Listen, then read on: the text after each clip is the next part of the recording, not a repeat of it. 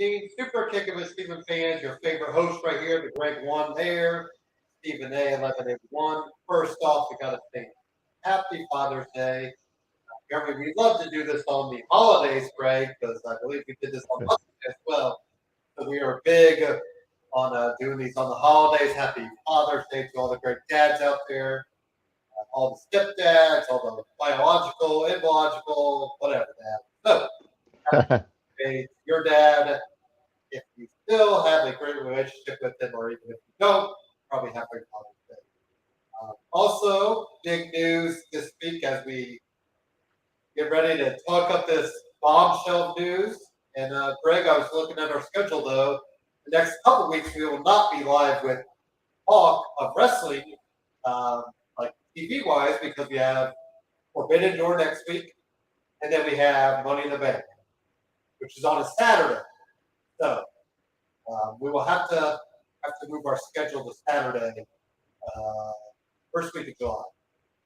We'll talk about that off air, but just giving the people a little heads up.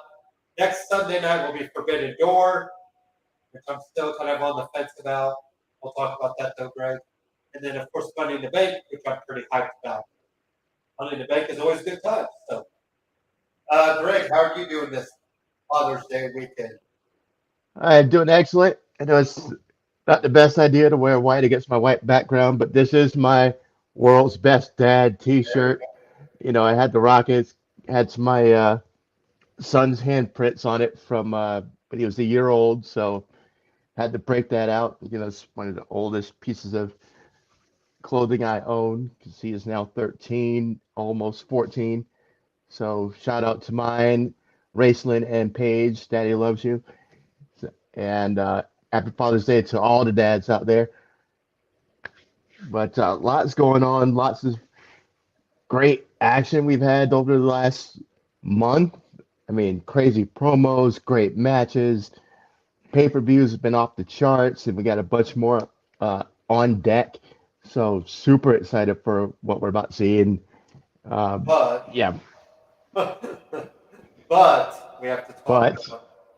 I will say as well, I did not bring up the Sasha Banks news yet, Greg.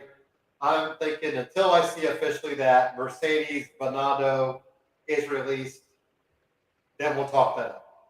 So, and if it happens this week, which I'm going to say probably does, I don't think they can let it sit any longer. Um, then we'll go. I think we could go live Facebook or something, maybe that evening, and or find some time real quick and just do a breaking news entry into our talk because that would be pretty big news this week. But I honestly, Greg, I think it's happening this week. What do you think? um, it's been a good smoke screen to hopefully divert away from the Vince McMahon news. Um, I still don't expect anything to come out of it yet, just because the Sasha and Naomi thing went down almost a month ago, and nobody's mentioned them. We haven't seen them anywhere on screen. They've been cut from the promos, everything, and all the rumors are out there that Sasha's lawyers are getting their money's worth right now and trying to get a release. And it's like you said, we'll believe it when we see it. She's such a, pun intended, bankable talent. She's that good, and WWE would be stupid to let her go. But if there's smoke behind the whole Vince McMahon thing that includes Sasha or involves Sasha in some way, then that could be a reason that we see Sasha gone and turning up elsewhere, AEW, sooner than later. And yeah, but I don't think next week anything else is going to be any different as far as her being, officially out or released, anything like that. I think it's still going to drag on for a little while. But if this Vince McMahon thing does gain some more heat, it might happen just as another diversionary tactic. Yeah, that could almost. I mean, it probably wouldn't add to his his likableness, but it is what it is. It might at least take away the, like you said, the heat from whatever this is. And I kind of just brought up this rough, first couple paragraphs from the CNN business side of things so Vince McMahon has essentially stepped away for the time being as chairman and CEO, still in charge of creative, Greg, as he, of course, booked himself to appear live on SmackDown, where he said, 10 words, and then walked out. But way to hype it up and then, put out a little poo-poo thing. So essentially, there's a special committee that started this investigation that Vince McMahon paid $3 million, essentially a hush money, NDA, non-disclosure agreement to a former employee. And that's where I'm like, I hope it's just employees. I hope it's not talent, but stranger things have happened. And if it comes out to be talent, then it's talent. And there's no way he could survive that. I mean, there's just no way. So, especially like you said, if it's Sasha or somebody of, some ilk, that it's just, I just, you wonder the timing. What's this woman trying to get out of it? Obviously trying to, I don't know where her name's at. Apparently Brad Shepard, good old Brad Shepard, Greg, one of the worst human beings out there, put out her name out there, which is always a good thing to do when, there's some sort of victimizing and whatnot. Probably didn't need to put the name out. But so Vince is going to cooperate, still creatively in charge. So he's not all the way out the door yet. Now, Stephanie McMahon, who just took a leave of absence, I believe a month ago, is marching right back into the office or whatever she'll do to take over the duties, Greg. I don't know what. It's hard to know what's going to come of this, unless, like we said, there is more to the story than just an employee. And part of me thinks, Greg, man, if he would have just came out and been like, hey, I had an affair with the employee, it's out there. I don't know if this gets as blown up as it does. I mean, it still looks bad, but it's always one of those things. If you get out the story ahead of time, people tend to be more forgiving. But the fact that this was just so out of nowhere and boom, it's there. People were still bowing down to him on Friday night, Greg, and I thought he was very telling when he's like, those key words, then, now, forever, and together. And some people, I think their eyes rolled to the back of their head further than the Undertaker's would with that line. Even for myself, Greg, I was like, hey, I don't know about you, buddy. I'm not together on you having an NDA, $300 million out-of-pocket expense for some woman that, you had your affair with, that you're possibly passing back to John Laurinaitis as well, Greg. So, yeah, I'll take the then down forever, but together on this one, sorry.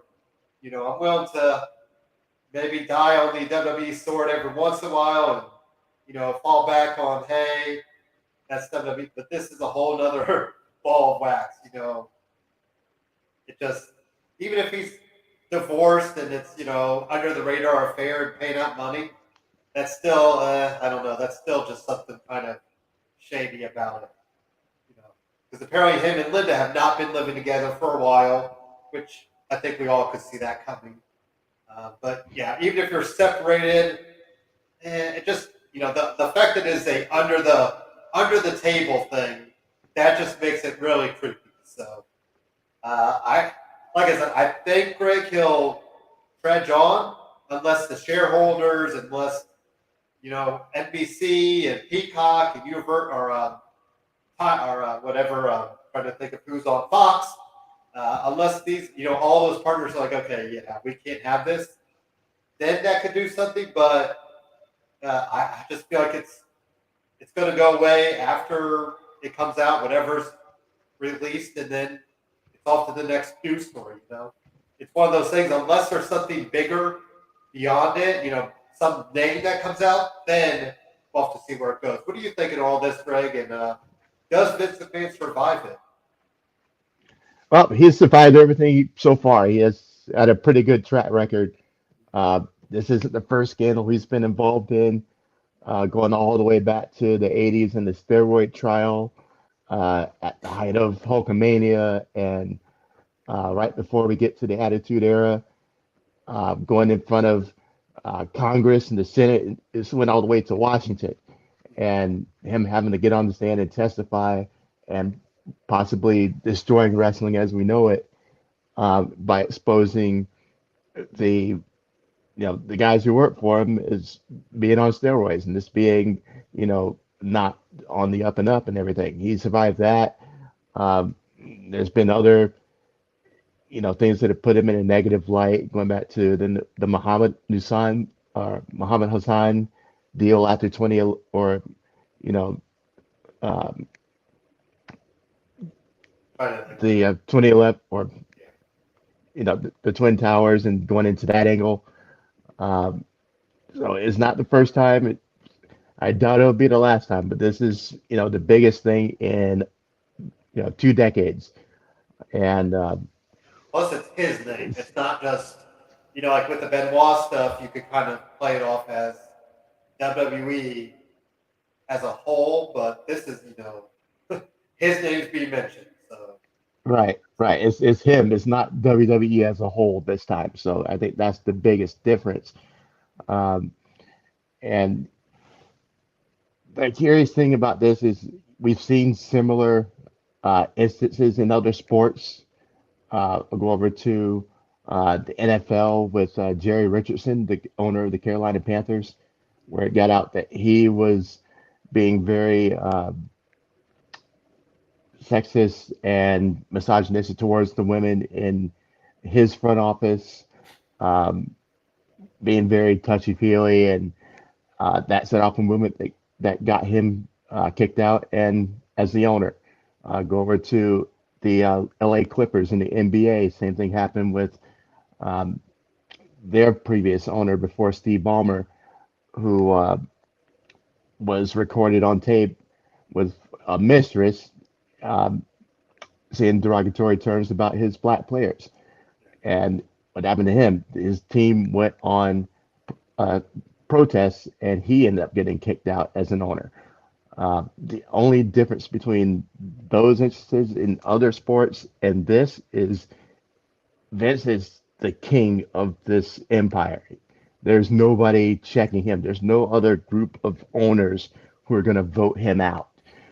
And so even if he's found guilty of all this, who's going to be the governing body that's going to kick him? Nobody. He's the man. He's the top of the iceberg. And so, like I said, it's going to take. Shareholders, they could put his feet to the fire, no problem. They could. Is the whole thing though? Are they Even going? if even if the advertisers back out, even if the networks back out, WWE is such a huge entity across the world that he will be able to go onto other networks and still survive. It's that huge a global brand. And so, he may lose money in the short term, but, he's a billionaire. He can afford to take a hit and then rebound.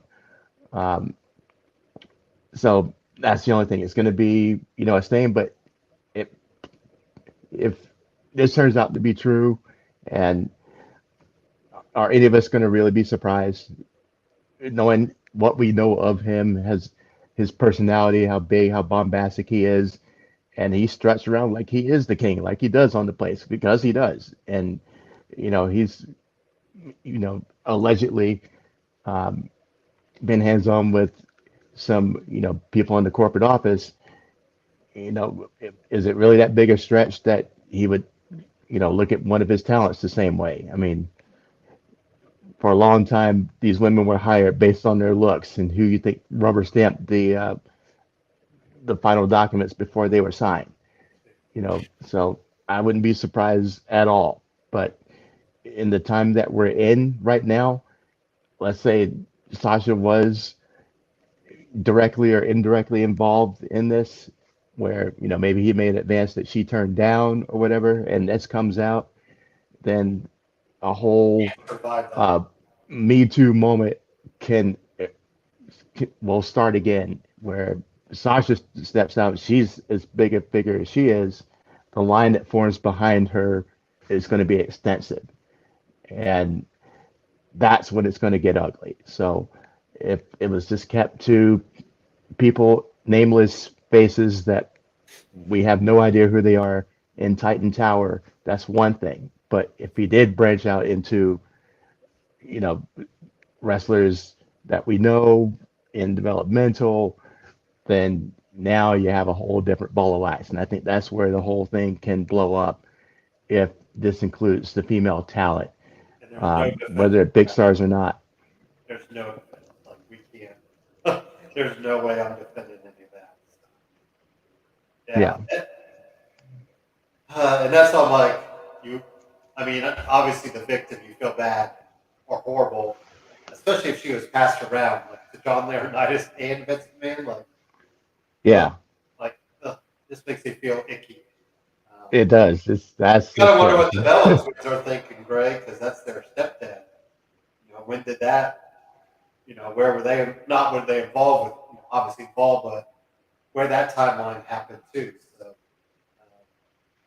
yeah, that's got to be a good family, good Father's Day meeting there today. Oh, no kidding. Jeez. If they had a little Father's Day deal. So. Well, yeah, I think like you said, if there's another part to this that drops, then we'll have to see where. I mean, he was sure kicking it around like happiest-go-lucky fellow on Friday night. That wasn't he, Greg?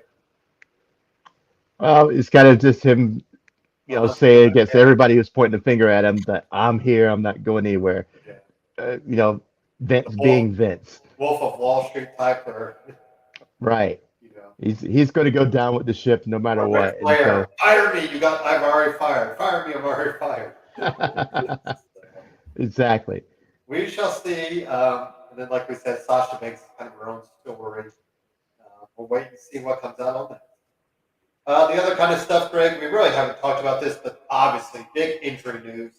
I am rocking my Cody Rhodes shirt. Out 9 months, up to 9 months. So essentially, I'm going to assume back by Royal Rumble. I think right now, Greg, it makes all the sense in the world.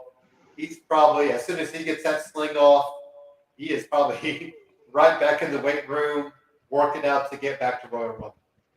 Is that where you're predicting he'll be back? Yeah, and it that makes perfect sense. But still, I think they're giving extra time just in case. Yeah, and it actually works out in his favor. Of course, he could be getting this groundswell of support all the way through the end of the year into WrestleMania season, but it's not so bad for him in the sense that, he's back now. He's had a set or, a series of great matches before he got injured, and now it's going to make us miss him. And when he comes back at right around Royal Rumble, the pop for him is going to be incredible. And he's going to be thrown right in the title mix. He's probably going to win the Royal Rumble match and get him set up for the championship. And that's, you didn't even have to, go through the next 6 months of building and building and building. And this injury is going to do that for him. So it's a way the injury works out in his favor. And, he's got our sympathy. He's got our empathy after seeing those matches he had with Seth. And when he comes back, he's going to be white hot. Unlike, a lot of guys who get injured, go away, they come back, it takes a minute for us to, back him up again. But Cody's not going to have that problem. And it's just going to pick up more intensely when he comes back. Yeah, I got to think he's the heavy favorite for the Royal Rumble. And then if you somehow get the title on Seth Rollins and you just finish off the story at WrestleMania, I mean, it's all written right there. Even if you did it on the Saturday night, I'd still think that'd be a fine way to, then Roman Rock. Then if Roman, then it also takes the title away from Roman, possibly if you don't want Roman to Rock to be the title, which like I said all along, I think they're pushing for that. Yeah, that would be amazing. Plus, Randy being gone, it's going to be kind of the same thing for him. Is that he's had this amazing run with Riddle, and we've all bought in all of it, and he was able to, unfortunately, this injury is going to keep him on the shelf for a long time. But the same thing, when he comes back, the place is going to go crazy, and not just because we've missed him, but Riddle has really come into his own as a man, as far as um, where he started to where he is now. When he came up from NXT and he's just backstage goofing off and telling bad jokes and you know talking to a random wrestler, we should invent this thing and call it bad pun here, and just went from being a joke of a character to being like the super serious, well, not super serious, but um, a main eventer. Yeah. Jordan with Randy I did put not him know you. as a main eventer. I was saying that really proved him Yeah, that he could do it. we've seen his maturity and him really rise up from the clown backstage to being somebody super serious who we can take super seriously as a challenger for the world championship. And I'm so proud of him because I've loved Riddle since he was in UFC, and to see his evolution from that to now.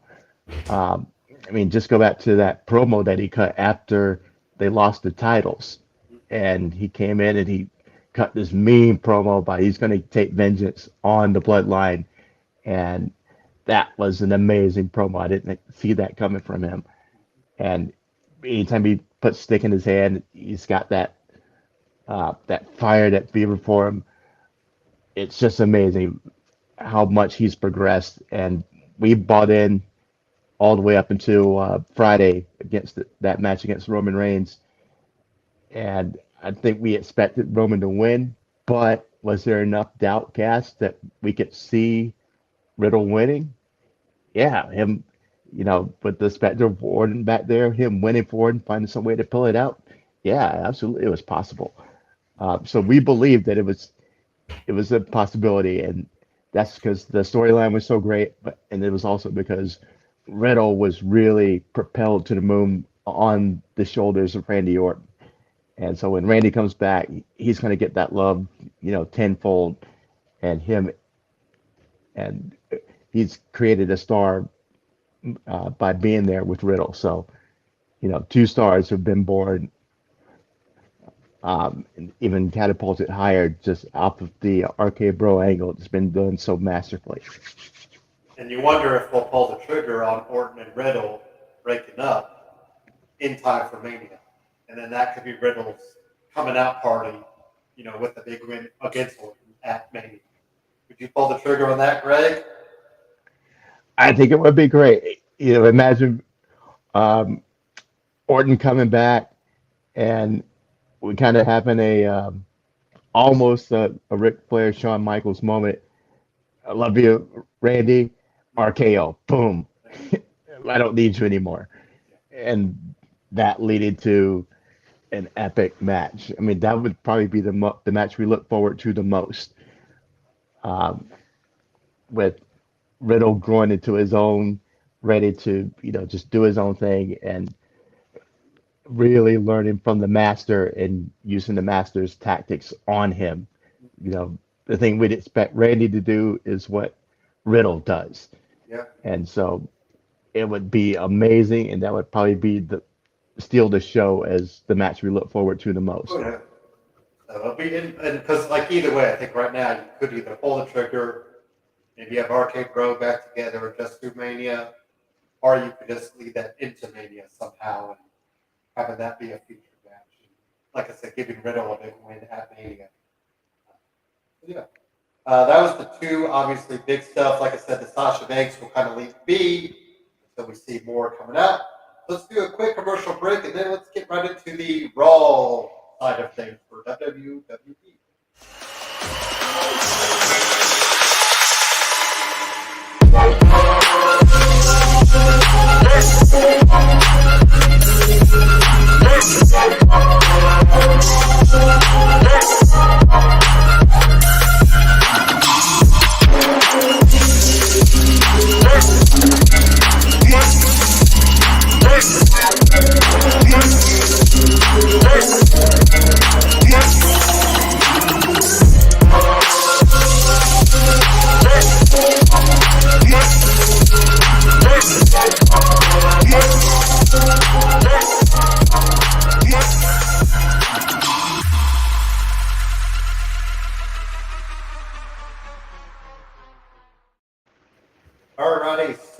Miz TV started off the night with the stipulation for Riddle's championship match, where if Riddle wins, he gets the titles. If he loses, he's no longer allowed to visit SmackDown. Which, um, any thoughts on that opening promo? We had Paul. I thought Paul Heyman and Miz. And man, you talk about just fuel and fire for Riddle, Greg. They really talked him up, didn't they? Yeah, Heyman and Miz and it's at the same time is just it's just awesome overload. So as much as we bag on the Miz is great on the stick, and then you get him and Paul in there together, it's just even better.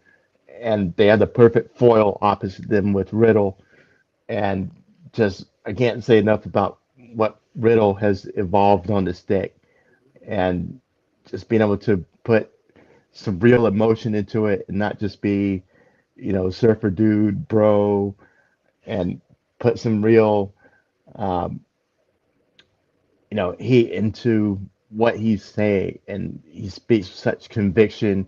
And when he's really motivated, you feel what he's saying. And, he's still doing it in his surfer dude voice, but, you get that realness coming through. So uh, the whole segment was fantastic. Jimmy Uso defeated Montez Ford. This is setting up Montez Ford. Sorry, this is setting up the unification or the tag team titles on the line, Greg. So the Street Profits will face the Usos at Money in the Bank. No Roman scheduled there. I wonder if Roman could end up helping out the Usos again. But might as well have him work that night if you're going to play. Kind of surprised that Montez took the L, Greg, because usually I don't see the Street Profits taking the titles off the Usos. So I would think you'd go the opposite, Montez and Dawkins picking up wins. Maybe have Dawkins pick up a singles win to kind of even that out. But do you foresee the Street Profits having any shot at taking the titles away from the Usos right now, Greg? I know. Yeah, and just because, like you said, it usually goes the other way that in these one-on-one matches, the face team ends up getting the wins until they get to the pay-per-view and the heel team wins. They could be doing this in reverse where the heel team gets the wins heading up to the pay-per-view and then the title changes hands. Um, I was surprised too that Montez lost the match. So I have to feel that they're up to something. Um, the Street Profits and the Usos can be the new, Usos versus New Day Yeah. if they really want to do it that way because they're all that talented and it's it'll give us another layer, this the same type of classic, just with a different tag team. We've seen Usos and New Day at nauseum. They've all been fantastic, but been there, done that, and it's time to have a new tag team to put in that mix. And the Street Profits are the best candidates for that. So, um, you guys stoke the flames of that rivalry and make it hot, so you know you can keep it going. And that makes the most sense is to have the Street Profits beat them and get the titles, and then you have a natural fuel to keep the rivalry going. We also had Seth Rollins for not apologizing for the vicious beatdown, holding the Slut Derby on hand. AJ Styles attacked him. So we had AJ Styles getting some Bullet Club retribution for Cody Rhodes. Seth Rollins ends up beating AJ Styles later on in the night, Greg. But does AJ Styles, do you think, still find his way into the Money in the Bank ladder match? Because I feel like he probably should be in that. Yeah, I'm not. I think it would happen because when they do these qualifiers, they always end up having this last chance with all the guys who lost in the qualifiers, and that being the final entrant. So I think that's what's going to end up happening, and AJ finding his way in that way. And then that almost kind of cancels out each other's. I mean, I feel like Seth right now is probably the hands-on favorite to get the Money in Yep. the Bank. You got Drew and Sheamus on the other side so far. We don't know the other names, but I think right now it just makes the most sense. I feel like every year kind of you can see who should be in charge. Like last year's all Big E. Like we're all Big E or nothing. And this year just feels like it's all set. It just makes the most sense. I know he doesn't need a Greg, but at the same time, this was his first singles win, I believe they said, since February or March. He's taken a lot of L's. So, I mean, Yeah. you think eventually, we've said before, he probably needs something. And, you don't hold it that long. I mean, he might even put himself at SummerSlam. What do you think? Well, I guess we'll wait till next week and see what other names come up. Asuka, Dana Brooke, and Becky Lynch had another segment. We didn't talk about it, Greg, but Dana Brooke got a win over Becky. Or did we talk about? I can't remember. But a lot of people were upset that Dana Brooke got a win over Becky. I personally was okay with it because you had Asuka playing the distraction, and we're going to get Asuka and Becky Lynch. I think this is a Sheamus and Drew thing, Greg, where both women get in the Money in the Bank match when it all comes down to it. How do you feel about that? Yeah, I think the bigger problem everybody had was that Asuka and Becky were involved in a 24/7 title at all, because they are way above that scene. And so, looking at it on face value, I'm not as hard on it as everybody else was, Yeah. just because of the way she put it out. Becky's losing her mind because she doesn't have a championship. The 24/7 thing breaks out, and she snuffs that thing out. But now Dana Brooks standing there with her title. It's like, I'll take any title. I'll take your title. And sets that ball in motion. And, Oscar ruins it. So it's all fueling the Becky Oscar rivalry and has nothing to do with the 24/7 title. And that's what she said on this past episode was, I don't care about your 24/7 title. And, squash that as a whole. And, it's all about, getting her goal back, getting back where she, the Becky she recognizes and everything. And, setting this thing off with Oscar. And you're right, the Drew and Sheamus is a great comparison. They're becoming that to each other's arch enemy, kind of the way Charlotte and Sasha were. So, it's a means to an end to further the Becky Oscar storyline, and the 24/7 and Dana Brooke was just collateral damage. Alexa Bliss, Liv Morgan are officially in the Money in the Bank ladder match. I don't know, Greg. I've always hated I feel like the women, they always do the tag team thing, don't they? The winning tag team gets in the match, and it feels like a little cheap, but, it made a lot. I mean, there was never a doubt in my mind that it was going to be Alexa Bliss and Liv Morgan. Um, and I know, Greg, you're going to hate it, but Liv is my gal. I'd love her to grab that. Because this is one of those times. See, the women's side of things, I feel like we do need a new face to kind of hold that case. Whether it's Raquel or Liv Morgan. We've been there, done that with Alexa. Alexa cashed in the same night, didn't she? Yeah, she did. And Bailey did, if I remember right. Yep, I believe so. Where the hell is Bailey? Like, she's fine, right? I haven't seen anything. I'm just wondering where she's at. But any thoughts on Alexa and Liv getting the win over Dewdrop and Nikki Ash, right? Well, it's kind of what you'd figure. The Nikki Ash train is long, long gone, and At least a new outfit. yeah, it was smart for her to just go black because nobody buys her as a good superhero anymore. So, um, yeah, that makes sense.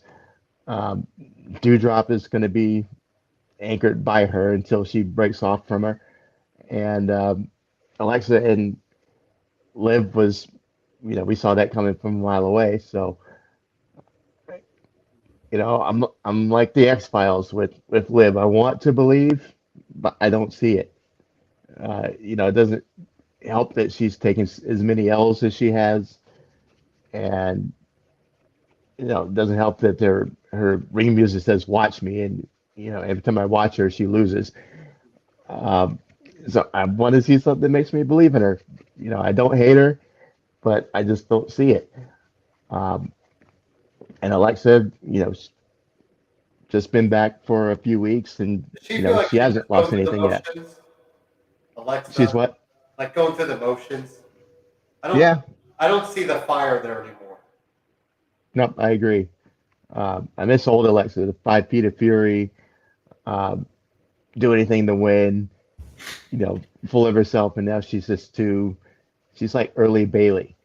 There's just nothing. Yeah, it's And they I need get to it. And really do if it's something with by her. design, I understand it. I feel like they almost don't know where to go with her right now. Because Right. she sells Lily too. So that's the thing too. You could almost still have her go the crazy route somehow because of Lily, but I don't know. It feels like she know. I don't know. Like is her top? Does she feel like she's ready to move on and maybe try acting and you know step away for a little bit and let that fire come back? Because it just feels like there's something missing, and you could just tell her ring work. I mean, she's just kind of there. Yeah. And if you're there, that's not good. 'Cause that could almost lead. I think that sometimes hurts the other people in the ring. Because if you're just kind of there and just going through the motions, you're not always putting your best foot forward. Yeah, but Ezekiel won by countout, Greg. But the big news: Elias' older brother is back next week. So how in the hell are they pulling this off? Because I know Sandow, formerly Sandow, he's now Aaron Stevens, wrestled his last match, Greg, in NWA. So maybe they have him on retainer. It's like, hey, let's get you some Florida shirt and maybe put on, a big old floppy hat. But I'm not going to lie, I'm looking forward to it because obviously it's going to be shenanigans. So any thoughts on that aspect, Greg? That Mr. Older Brother Elias will be back. Yeah, I want to see it too because Will they be on they screen at the same time? Is the big thing. Elias right, and Ezekiel. and that's the curious thing is that now I'm doubting it. It's like, could he have a twin brother or You and could do a pre-tape, and then you just have like the Mick Foley interview where he was just interviewed. He just had the two different personalities, like interviewed right, different sides. So I trust WWE's makeup department to make Elias look or Ezekiel look like Elias. You got some good wigs out there. You got some good makeup gear out there. So yeah, I'm looking forward to it. well, it's funny because it's been such a long time since we've seen Elias, Yeah, and when we did see him, he was always in uh, like not exactly overalls, but jeans and long, flowy, baggy clothing. So we never got to see how ripped he was, he's or actually pretty ripped.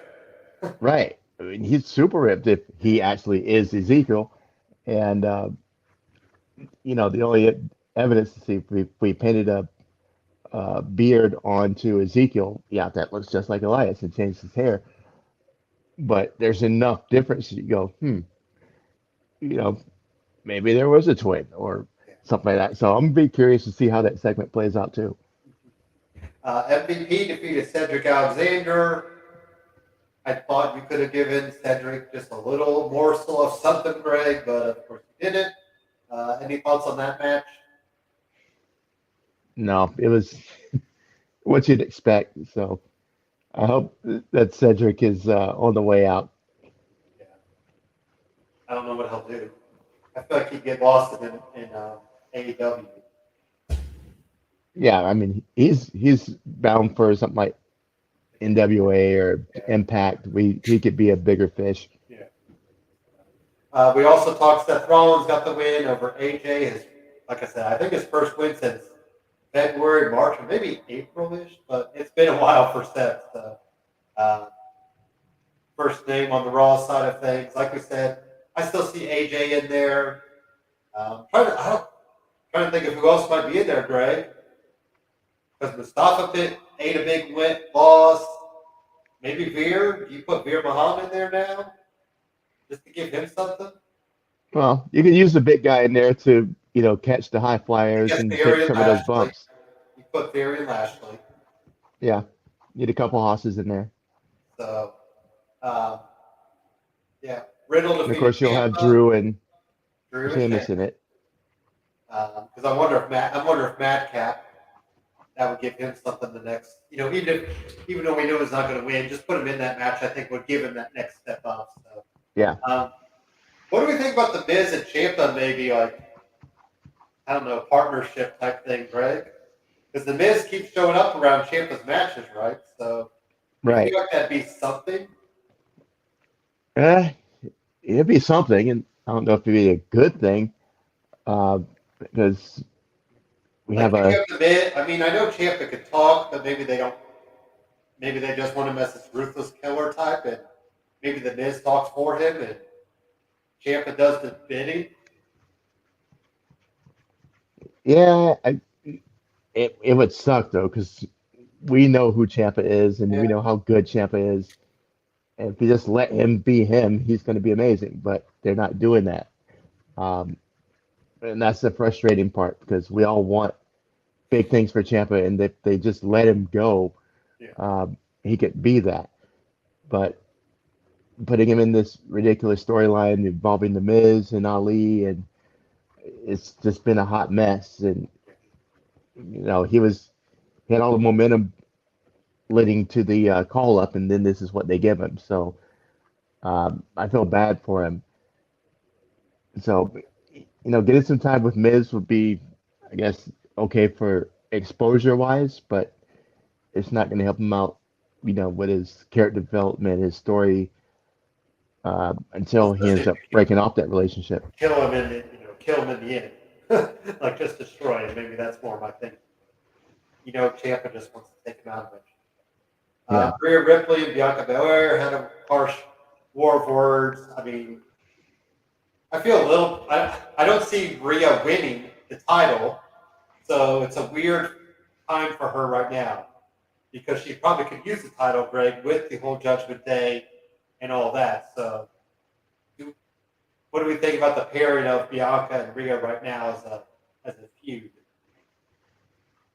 Well, that's another credible, at least you could say credible challenger Yeah, to yeah. Bianca, while everything else sorts itself out with uh, Becky and Asuka, and um, lets the field for the Money in the Bank play itself out. Rhea's the one left on the outside, so it makes sense that she's the next one. Um, I'm still waiting to see if they make her the killer that they want her to be, or she's projected to be. Um, Adding her to this faction and letting her have some dominated performances has been a good start. But where is she going to go from here? She's going to get more ruthless. She's going to get more vicious because that's what you do when you're in an evil faction, or supposed to do. So I hope to see a different type of Rhea in this match against Bianca, and we actually get a good banger. And regardless who wins, but we expect it to be on Bianca, but be a match that elevates her status again, makes her look like a legit contender. So Would SummerSlam be too early to take off the title? uh, no, because you're looking at a year from when she lost the title at SummerSlam. So um, I don't think that's too long a time. I think she's going to be like Charlotte too, losing and winning the title multiple times also. So I think there's that. And we didn't get to talk. Sorry, go ahead. And we get to talk about what do you think about the power shift as far as the Judgment Day is concerned. Like we're looking at, they're so short on faces. I mean, you almost had to do something. I think this is hurting. This is like the Hurt Business all over again. There was a lot of meat left on the bones, And, Yeah. you know, now, do I want to see Edge and Finn go at it at SummerSlam, though? You would bet your bottom dollar I do. So I think, especially being maybe have Finn as the demon, kind of going in that route.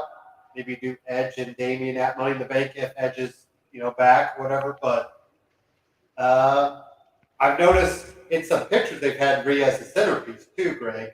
So that's why I'm like, Rhea almost, probably needs to win that title soon if you want her to be the forefront of Judgment Day. Because I don't know, right now, but then I don't know what Priest and Finn get tag team titles, but they don't look like they're anywhere near that. So, if you want somebody to be your front piece, maybe you have Rhea as a champion. So, Yeah. But I like I said, I think Edge and Finn is somewhere to go. There was talk about it being more evil or something, and we haven't seen that yet. So I'm curious if maybe they're just going away from that. And that sounds like what turned Edge off of it. But then, like we said, with Cody Rhodes out, with Randy Orton out, yes, you have Red on a high. You have, AJ probably positioned to be high on a face, Greg. We almost needed a face. So, and Edge makes the most sense because you have those guys saying, we were listening to you. We got to get rid of dead weight. So I kind of liked it because in a way, they're the younger guys. Well, Yeah. Damian Priest is probably 7 years younger, if that, than Edge. He's not that much younger, but still. Finn's still not 40, maybe right at 40, but and then Rhea, 25, 26. So yeah, I was okay with it, but I also had to see like it felt like a Hurt Business where there was still some legs to be carried with it. And we'll see. Yeah. We'll see if that hurts it in the long run. Yeah. I love the way it played out just because it backed up my theory as far as when we're talking about who are they going to bring as the next member, and bringing in Finn was going to be putting two male lions in the same den. Uh, it's going to be a question of who's the leader and when's one leader going to turn on the other. Yeah. And instead of doing that whole business, they brought in the younger lion who's the veteran and had them kill the old lion. And I loved the way it played out because now it looks better um, aesthetically with Finn as the leader than it did with Edge because it's more believable. Finn has always been uh, that look as far as dark and sinister and all black and everything, just like Rhea and um, Damien have been. So it everything works aesthetically and logistically, and it just looks like he'd be a better leader uh, of the group. And the way they did the turn was fantastic. And I think it's the last thing we expected, and that's what made it so great. And we've never got heel Finn yet. So it's a good chance for True. him to spread his wings and try that side. I mean, it makes you think of the Bullet Club. He was like a red hot baby face. And then just all of a sudden, wins a title and then gets Carl Anderson and Gallows kind of jumped in. And yeah, so yeah, well, like you said, I think aesthetically it does look better. Even if I kind of with my idea, like if you have Rhea as the middle piece and have them kind of built around her, that's something different too. So yeah, we'll see. Like we brought up, Chad Gable defeated Mustafa Ali. Greg, well, he was happy knowing you, Mustafa, while it lasted. Yeah, I think the train he's back and he's going to be eating some else, isn't he, Greg? Yes, he is. That or he's going to get released real soon because uh, there's a lot of rumblings that another round of cuts is on its way. So it'll be interesting to see if he's on that list. Because I mean, yeah. Anyways, Veer Mahan defeated Rey Mysterio. Big Ben, you have missed all of our talk about Vince McMahon, so I'm sorry. You'll have to go back and listen to the first 10 to 15 minutes of this. If you have any thoughts yourself, Big Ben, about the McMahon stuff, have at it, and we'll throw it in there for you. But happy Father's Day to you as well. And Glad to see you in the chat. Sorry we've missed you the past couple weeks. I was under the weather last week, and I'm still fighting it out, as you could tell. But I'm here, and I feel better. Just still a little like that. So, yeah, we'll get it. But Veer Mahan, Greg, got to win. Yay. Yeah. Okay. Anyway, so we ended with Lashley and Theory in the pose down, which who had that on their bingo card as the main event segment? Essentially, Theory blinds Lashley with baby oil. And yeah, I wonder if we'll get a one-on-one without the title involved, because you can just have Lashley say, I just want to beat you. I don't even care about the title. You know, I've already had the U.S. title. So, yeah. How do we feel about Lashley and Theory, Greg?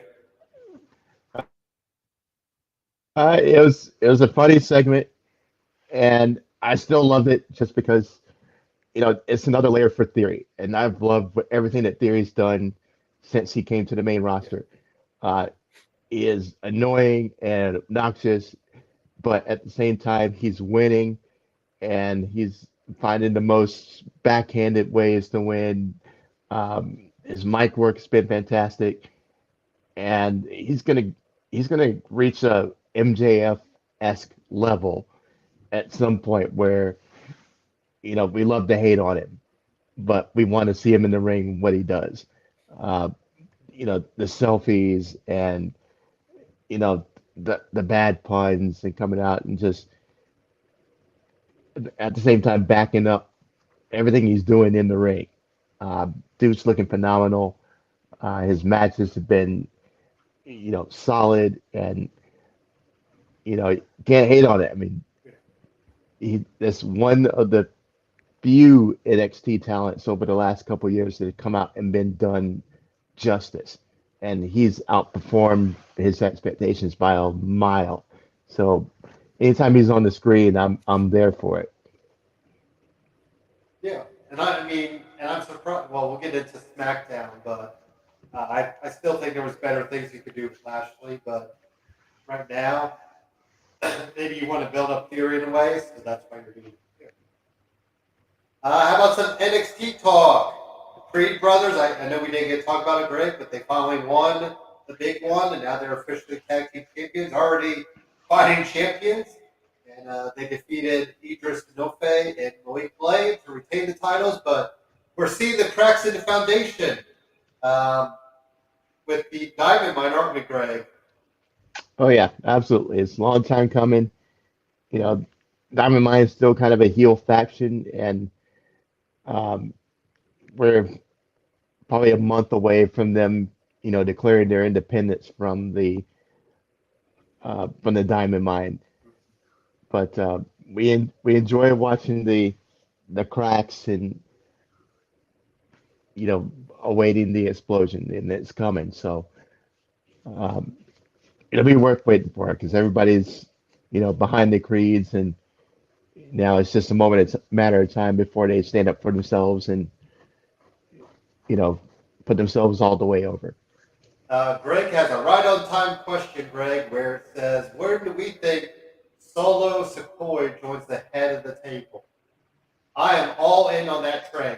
I say the sooner rather than later. I just feel like he's done enough down there. I know it's not even been that long for him down there, but I think you throw him up there, Greg, to let him really run and give him something different. Give the Usos something different now. Maybe if Roman's not on TV as much, it gives them still that option that you have Solo being your singles guy. I mean, you're going to have Paul Heyman there with him. I don't see anything wrong with it, with throwing him up. I know it's a little bit, maybe ahead of the game, but at the same time, you're with the brothers, you're with Heyman, you probably still have Roman on, on speed dial.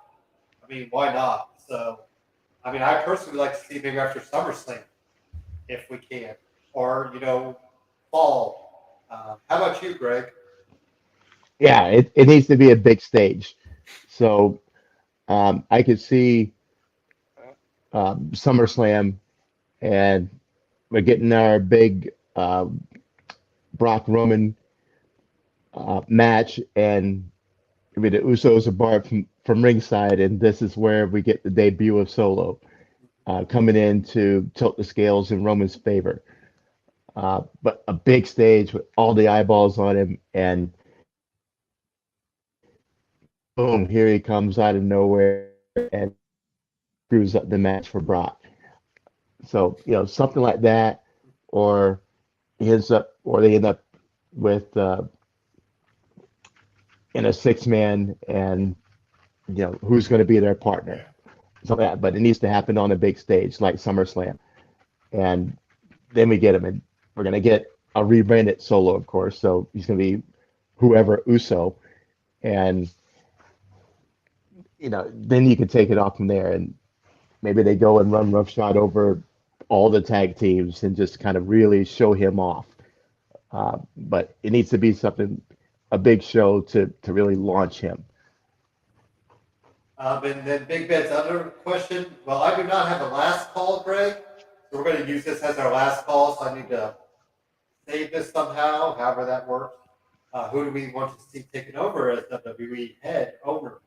I will save that for the last call, but we can kind of have it in the back of our mind as a last call there, Greg, when we get to it. So thank you, Big Ben, for those questions, and keep them coming. And if we can answer them in the time being, we will. And if not, I will definitely get back to it. So some other stuff. Fallon Henley defeated Tiffany Stratton.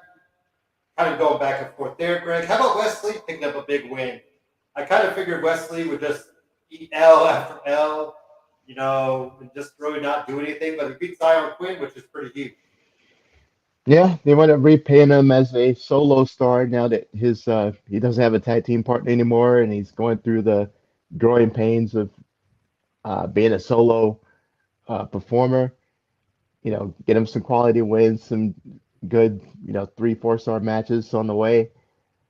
And are we going to buy in? So I want to see a different type of Wesley than what I saw with MSK. So reserving judgment until I get to see more from him. But it's a good start with this match against Quinn. It was decent and good foundation piece. Now you just got to keep building on it. And I believe Nash Carter, his former partner, has already wrestled some independent things. I was trying to look to see if Nash Carter mentioned anything, and no statements whatsoever. So just one of those. Still would be curious to hear what his side of the take was. The Dyad, the new mystery partners of Joe Gacy, got a win, Greg, and man, it must have been fun to be wrestling under a hood and a like a face hood, and well, they didn't have gloves on, but they were all covered up, and I kept waiting for them to pull off the things, Greg. So I'm gonna, Right. I guess we'll have to wait down the road. And it almost makes you wonder if they even know who they're going to put in there. Could you have, a rotating set of guys that are all about the same size, and that way you don't necessarily have to be held to people, Greg. But I don't know. When do you think we might actually see them debuted as their people? Yeah, interesting that I was thinking the same thing. Is that when they're going to take the mask off, and that there was even a chant of take your hoods off in the crowd.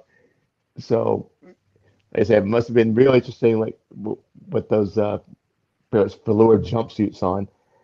Um, as cool as they do look, I wish I had that for my when you get out in the shower robe. But it's going to have to be another, in your house or takeover, theme type show against, a good team. Like the Creeds or maybe the Viking Raiders if they're still down there, and somebody credible, finally ripping the mask off and we see who it is. So it's going to be another, month, 2 months until they get to the next theme show type of, episode. And I believe this week and next week is taped anyway. So you might want to wait till it's live and kind of pull that off. Tony D'Angelo straightening his family, Greg, just, even though we did see that Two Dimes is no longer part of NXT, got booted off due to drug policy. Carmella Hayes and Trick Williams beat them. So no longer no Two Dimes, Greg. So we'll have to see if they fill in somebody for Two Dimes in the family sooner rather than later. But any thoughts on Carmella Hayes and Trick Williams getting the win over the family, Greg? Yeah, I like this match. I love Carmelo and Trick. I think they're going to be amazing when they get to the main roster. And unlike most of the people who are going to eventually get called up, I hope they keep these personas because they work. Um, I do think it's kind of dumb that Trick Williams is wearing a T-shirt that says "Whoop that trick." Um, I know that's the catchphrase for the audience, not what he should be wearing.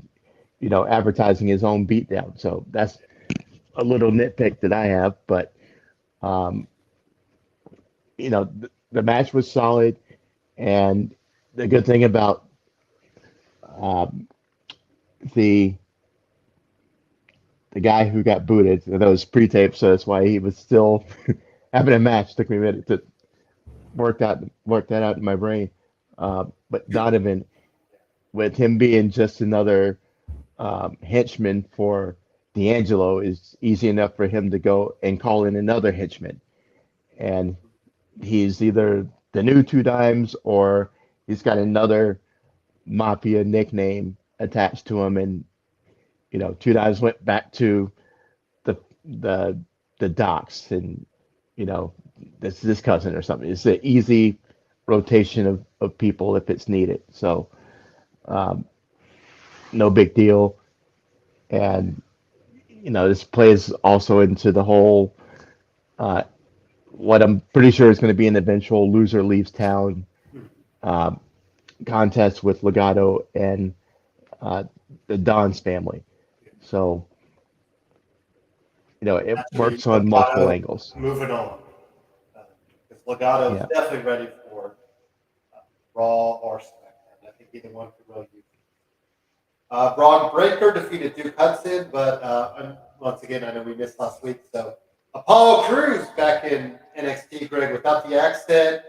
Happy trails to Commander Aziz.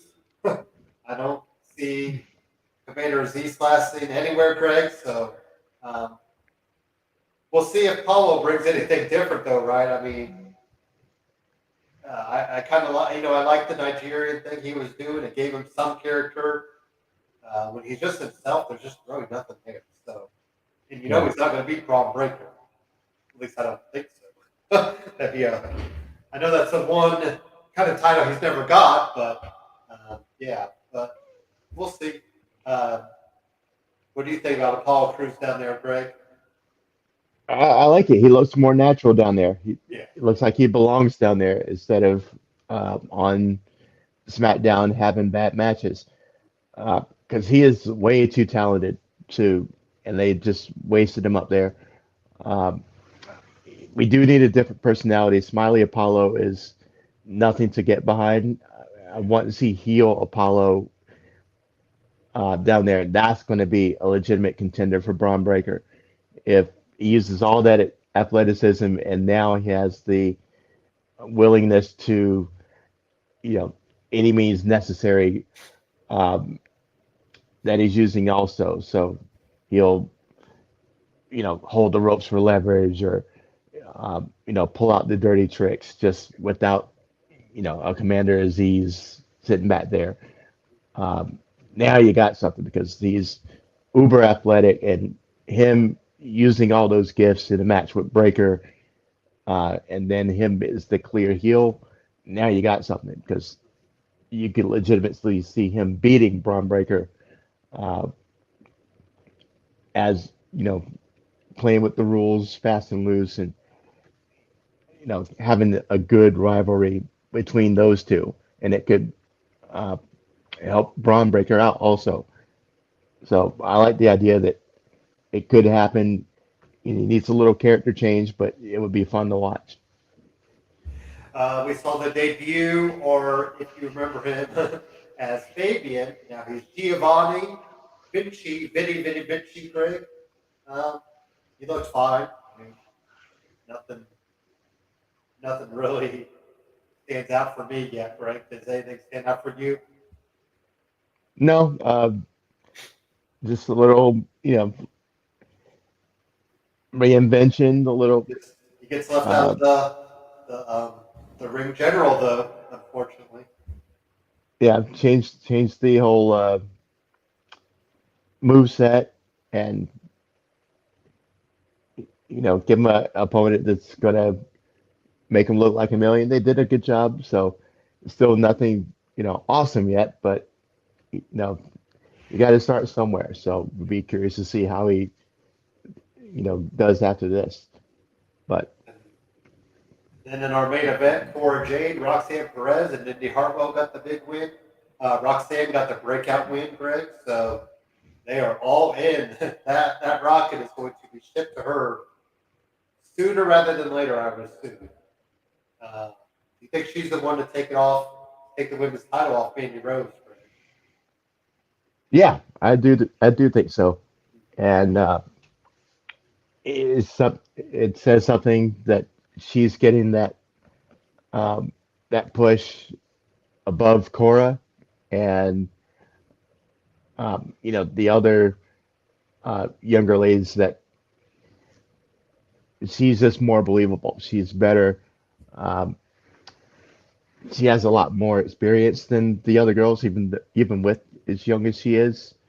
Uh, been more places, have more experience around the world, and had that camera time in other organizations. So she had a lot of momentum coming in, and they're seeing that in her ring work, and she's been really solid in the couple matches that she has had. So I like her. She looks good. She's more believable than uh, Cora Jade is, and Cora's been around in NXT a lot longer. Um, but yeah, I could totally see her being as the one to beat Mandy. So I just looked up her birthday. She turns 21, Greg, in November. Does she win the title before her 21st birthday? Ooh, depends on when the next big show is. But if they want to do the whole thing where youngest Yeah, woman ever to win the NXT title, you almost have you to. know, you know, that'd be a nice little feather in her cap, and they could use that for the rest of her WWE career if they wanted to. I could see that definitely. Like I said, November 5th, I think they said is her birthday. Born in 2001. Yeah, how's What were that to you make you doing in feel? 2001, Greg? Oh, let's see. I was 26, so I was a newspaper editor at that point. I guess that would have been So right there's after that. 9/11. We have to explain to the kids these days what a newspaper is, because they don't exist anymore. But you know, we used to get our news and sports and everything, and do crosswords and everything in the newspaper. It was delivered and thrown on your doorstep, and it was a whole thing. So I would have just that's been what I. turning. So no, I was born on November 8th, 81, Greg. So I would have just been turning 20 years old right after she was born. I was in my second year at Butler University. And like I said, that would have been right after 9/11. Because September 11th, 2001. So yeah, that's even crazy to think some people, kids would even know they know about it, but like some of them weren't even born or near that Right. big events. Don't worry, they've got plenty of big events, I guess, in the past 2 or 3 years um, worldwide. All right, next up, SmackDown. Should we just talk about the end? Because, man, there's two big things to talk about at the end. Yes. Obviously, Riddle showed he belongs, Greg. We talked about it before. I thought Riddle and Lashley, didn't they have a really fantastic Monday Night Raw match? They Where did. Lashley first won. Oh, excuse me. And then you had, I mean, like you said, I was like, there's probably going to be shenanigans because this started about 9:45, maybe 9:40. So I was like, maybe you could do the Jericho win, fast count or something like that. And then you strip him right afterwards, but some sort of dusty finish that just gets you wanting Riddle to really win it. But no matter what, Riddle showed he belonged. I mean, he was just all in, Greg. I mean, to the key. And then you had Roman out there saying nobody's left. And I was like, okay, we're either going to get something pre-taped from The Rock, or we got to get somebody. Brock Lesnar is who we got. Somebody made the joke, Greg. SummerSlam 2050. We might still see Brock and Roman still going at it, but I think this is done our. I think Brock is the in case of emergency now, Greg, instead of John Cena. Brock is the, and it made sense. It was in Minneapolis. You had that play up. You probably had Canada just a hot flight away, so you couldn't have, not like Brock had to really travel that far. Yeah. But Brock and Roman, last man standing apparently at SummerSlam, Greg. Have at it. What do you think about the main event, and then Brock back? Well, the first thing I noticed was when they finally announced that Roman and Riddle was next, that we were halfway through the second hour. So Yeah. that was the first thing I noticed, that, oh, we're going to finally get a real match with some breathing room in it. And, half an hour, that's enough time to really have a, 5-star banger and possibly have a title change. Really work that story, get it to that crescendo and blow the roof off of it at the end with Riddle winning. So in the back of your mind, even though you feel that Roman's going to win somehow, that there's enough doubt to make you feel like it can happen. The Bloodline story and the RK Bro story has been the best things on WWE TV, and them intertwining all that has been masterful. So, has there always been that possibility? Absolutely. So, I think that's what we're clinging on to, and seeing that there's 30 minutes left in the show. Okay, here comes our banger, and they definitely delivered. And it's a couple false finishes at the end that made you feel that Riddle was about to win the thing. But unfortunately, he didn't win. And then you get your big reveal at the end as far as Brock Lesnar coming out. Like I said, it makes sense that they're in Minneapolis, where Brock's from. He comes out, and they do the face-off, drops him with the F5. So, I'm the next man up again. So, anytime I see Brock on my TV, I'm a happy man. I feel bad for Riddle, but it's not the end. It's not going to be over for Riddle. Maybe Riddle finds a way to screw Roman, and there's plenty of ways to work around the whole "you can't challenge for the title again" angle. And so there's more. If Roman is the champ, so if somebody else gets it, Greg, he can get right back in the title chase. Right. I mean, he could cause Roman to lose, and then Him and Brock, the clause is over. finally duke it out in real life. Hey, that would be the Stranger hardest than hitting main ever. event ever. Yeah. I would still like to see Lashley get in that title match, but I understand Lashley's probably not going to. No, it's all about Riddle right now. It's all about Brock and Roman. They're the top of the food chain now. So What about Seth with the Money in the Bank? another fun layer to add to it. Um, then you can have him lay in the weeds, waiting to recreate the heist of the century again. And if anybody can do it, it's him. So And he could still pin Brock, so that Roman is still yet to be pinned. right, So you still have an out there. right. And here's the whole thing um, with the Roman and the title picture, is that I like it better for WrestleMania if Roman does not have the title.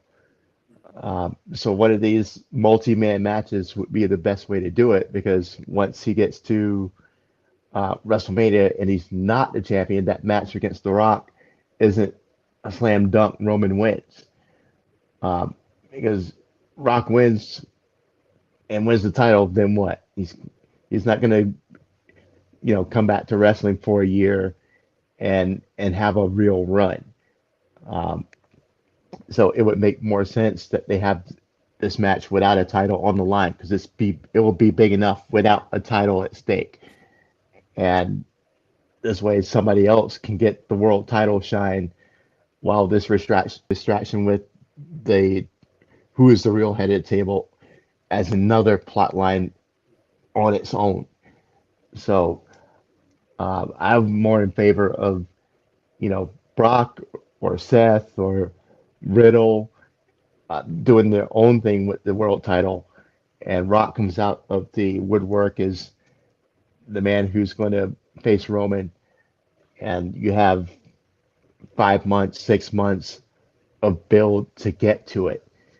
And imagine those promos, imagine the anticipation you can build up in that much time. So that's what I hope happens with it. You can still do it without Roman getting pinned and have the title somewhere else. But will they do that? I don't know. That's because and then even then, like Roman beating The Rock, like what more would there be for Roman to do? Like that's that's the cream, that's the top of the mountain. So then again, whoever beats Roman after that would have to be bigger. So, some other stuff, Greg. How about Madcap Moss defeated Happy Corbin? Hopefully the last time they ever fight each other. But the bigger story there was McAfee and Corbin having a little one-off there, Greg. So is that a SummerSlam match?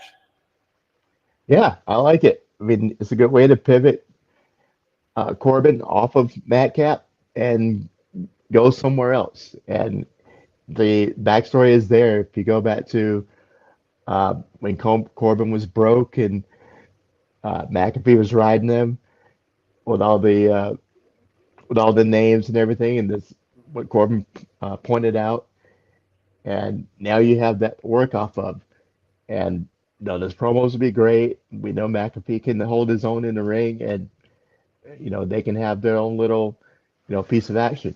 So I love it,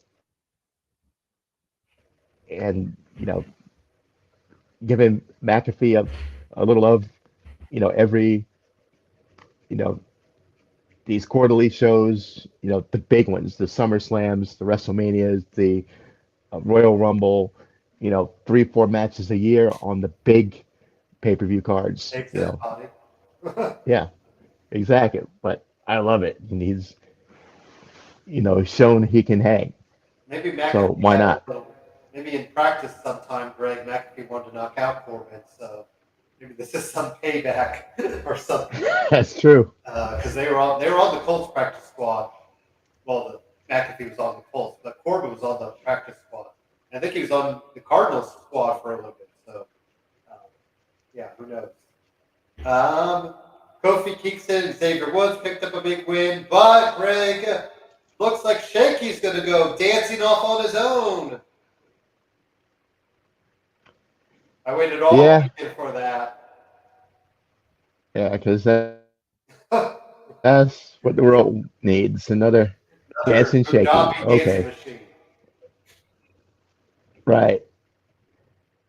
I don't know. Maybe if you have the ring announcer be his mouthpiece, make it interesting. But okay, on to the next one. Yeah. Drew and Sheamus are both named as entrants in the Money in the Bank, which, like we said, not surprising there.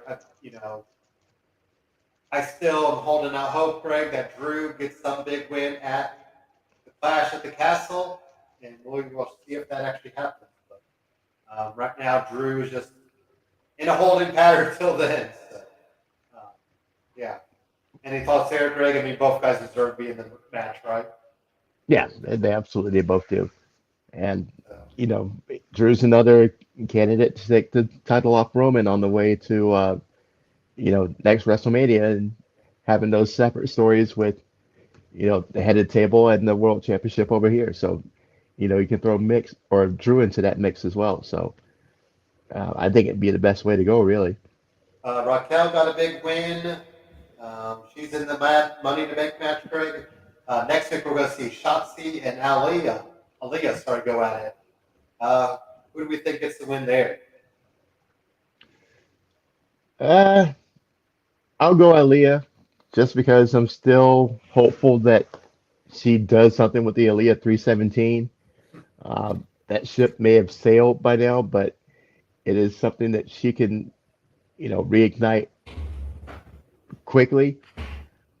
And it's just so much of a gold mine waiting to be had right there if they do it right. And it's totally possible. They've done it multiple times, but, you know, are they going to give that love to Aaliyah? That's kind of what I'm waiting for. So I'm going to hope that we can do it. Maybe I have to start a hashtag for Aaliyah the way I did for Finn and Ricochet, because until last week it was working for Ricochet, and it's still working for Finn right now. So maybe I have to take up the cause for Aaliyah. I don't know. And of course, last but not least, Greg, are we starting a hashtag for maximum male models yet? Or do you think Adam Pierce gets the lighting right for next week? Anytime we can see my dude on TV, let's go. He's already been money. He's only been in like a 2 minute segment. Love it. The close talking. Yes. The I hope he has his breath mints there. right. If this is COVID free, this is like early COVID, Greg, this segment would not be happening. Right. It's so much fun to watch him and watch Pierce squirm in the process, and that's just the charisma that this dude has. In Mr. the Max little Dupree. innuendos when he's like, I want the juice to be just right, and like the little, you can tell that they're innuendos that he gives thrown Right. out there. So That's what he does. He's so good at it too. And we're seeing small sample sizes. It's only going to get better the more mic time he gets, and it's going to be great. You have no idea what's coming. It's going to be awesome.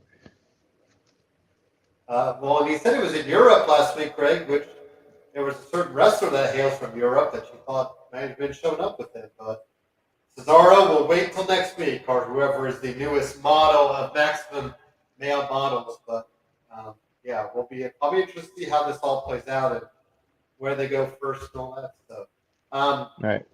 Big Ben also did have What About Gable Stevenson making his debut, so I will say that for our last call as well, because I think that's an Right. interesting question as well. And shout out to my dude Ricochet.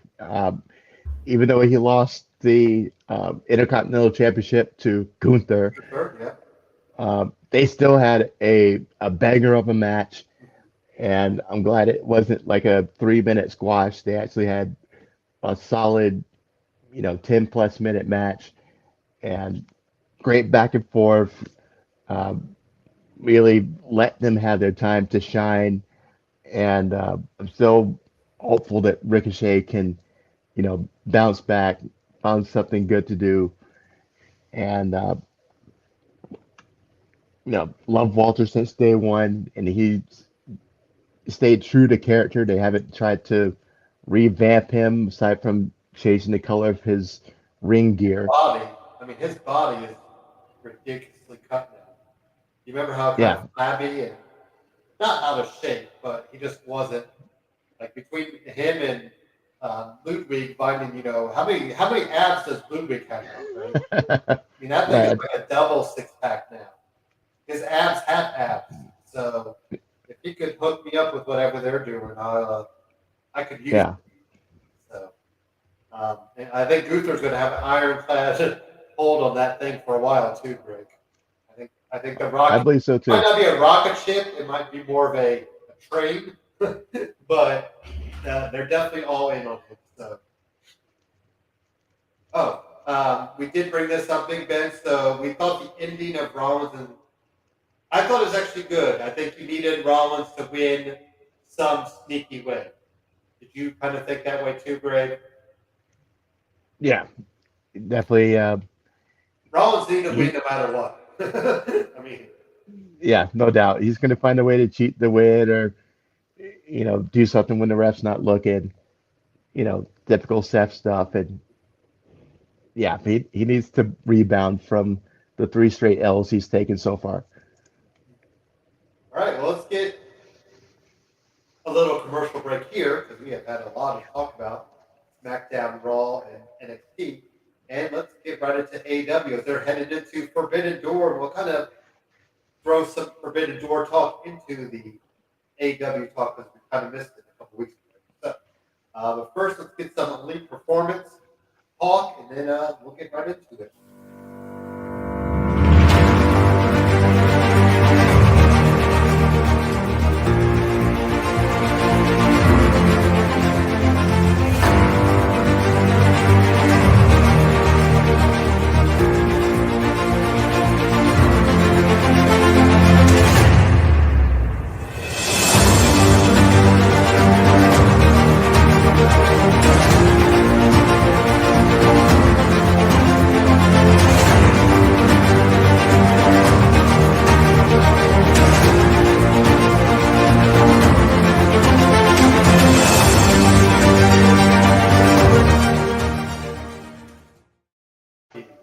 All right into AEW talk.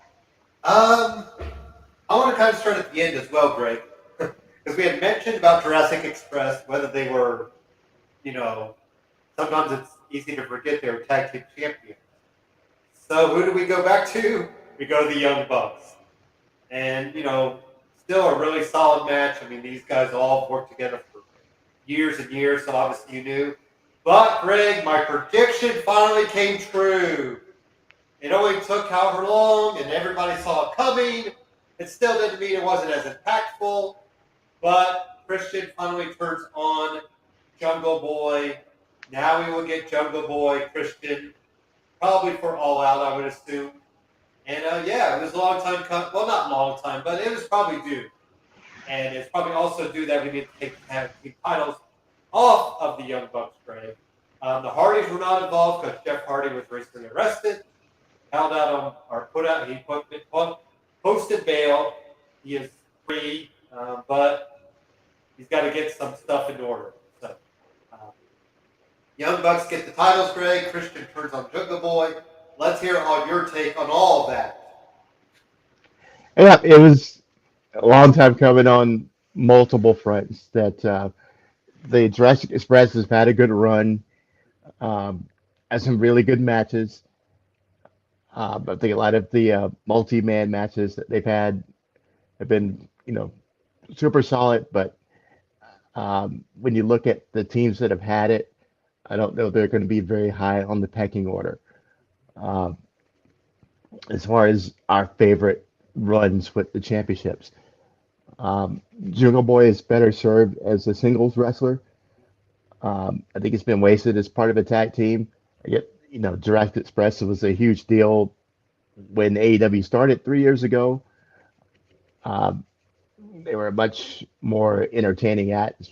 You still had Marco Stunt running around with them, and they've gone from being more of a comedic act to being, serious up and comers and everything. They're just And kind of they've there. matured, Yeah. right? But the whole reign was, they're just kind of there. Nothing too, spectacular as far as catapulting them to the top. When you talk about the top tag teams in AEW, you go a while before you mention Jurassic Express. Um, the turn, Helen Keller could see that turn coming with Christian, and it's just a matter of when is it going to happen, and we finally got it. And even though we knew it coming, seeing it done, you know, it still, caught you. And perfect. Now we get to see Christian and Jungle Boy, and hopefully it starts Jungle Boy's singles run, and Luchasaurus can find something else to do. Um, he's super talented. He can find, some foils to challenge himself. Um, and then the Bucks are the first ever two-time AEW Tag Team Champs, and that sets them, at the top of the pyramid where we always knew they were one of the 2 or 3 top tag teams in the business. So um, everything works out the way it should. Um, so love the way it ended, and it sets everybody on the course they should be on, I think. Then we'll go kind of catch up on the beginning stuff. So hair versus hair. Chris Jericho defeated Ortiz. Ortiz didn't care. He was cutting off those locks, Greg. Even cutting his head, like, legit nicking himself. Yeah. I don't think you want to use a razor on dreads. Is my hair understating, Greg? So, also speaking of Jericho, we now see Greg officially. Sammy Guevara, Ty Conti are back with him, and God would help us. This is going to be even more annoying on screen, Greg. Are we ready for this? Because I am not. This was good stuff. I forget where that It, segment. That segment happened in the Moxley Tanahashi face off, I think. no, the whole thing with Sammy happened at the hair versus hair match. Okay. Because that was the whole turning point, was Sammy coming down as Fuego That's right. Okay. and Sorry. interfering Okay. to cause Ortiz to lose. That's right. And the whole match was just great. The back and forth with Jericho and Ortiz, and then the other guys getting involved with the JAS and Eddie Kingston being involved. And when he hit Jericho with the Hurricane while the ref wasn't looking, I'm sure all our eyes bulged, thinking, is this going to be Jericho losing? And he found the way to kick out, and then Sammy comes and pulls the Fuego in disguise trick and causes Ortiz to lose. Just great from start to finish. And then Ortiz, taking the clippers and cutting off his own dreads, yelling blood and guts at the top of his lungs. Yeah, it's good stuff. Good stuff. And scalping himself so he's bleeding while he's yelling about blood and guts. Just adds another layer to it. It's just juicy, and it's going to make that blood and guts match something pretty awesome. Wardlow defeated 20 guys. There you go. Wardlow's my next TNT champion, Greg. So Scorpio Sky, sorry, dude. You better be all quick because Yeah. Wardlow needs that title. Any thoughts on that, Greg?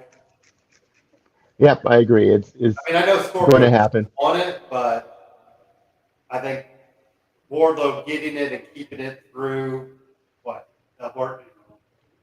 maybe double or nothing the next year, or at least holding it for a good 6-7 months. I think would be really. It needs somebody the crowd behind, somebody that really needs that next step, and that's Wardlow. Yeah, I think Wardlow's going to keep it until he decides it's time to chase the championship. Yeah. And then he might just hand it over to, or vacate it to go on to his championship run. Because I don't see anybody legitimately beating him until he's ready to go fight for the world title. Who would have thought we'd get Will Ospreay? I know he came back, or he showed up 2 weeks ago. And what about Dax Harwood, Greg? Just put on banker singles matches.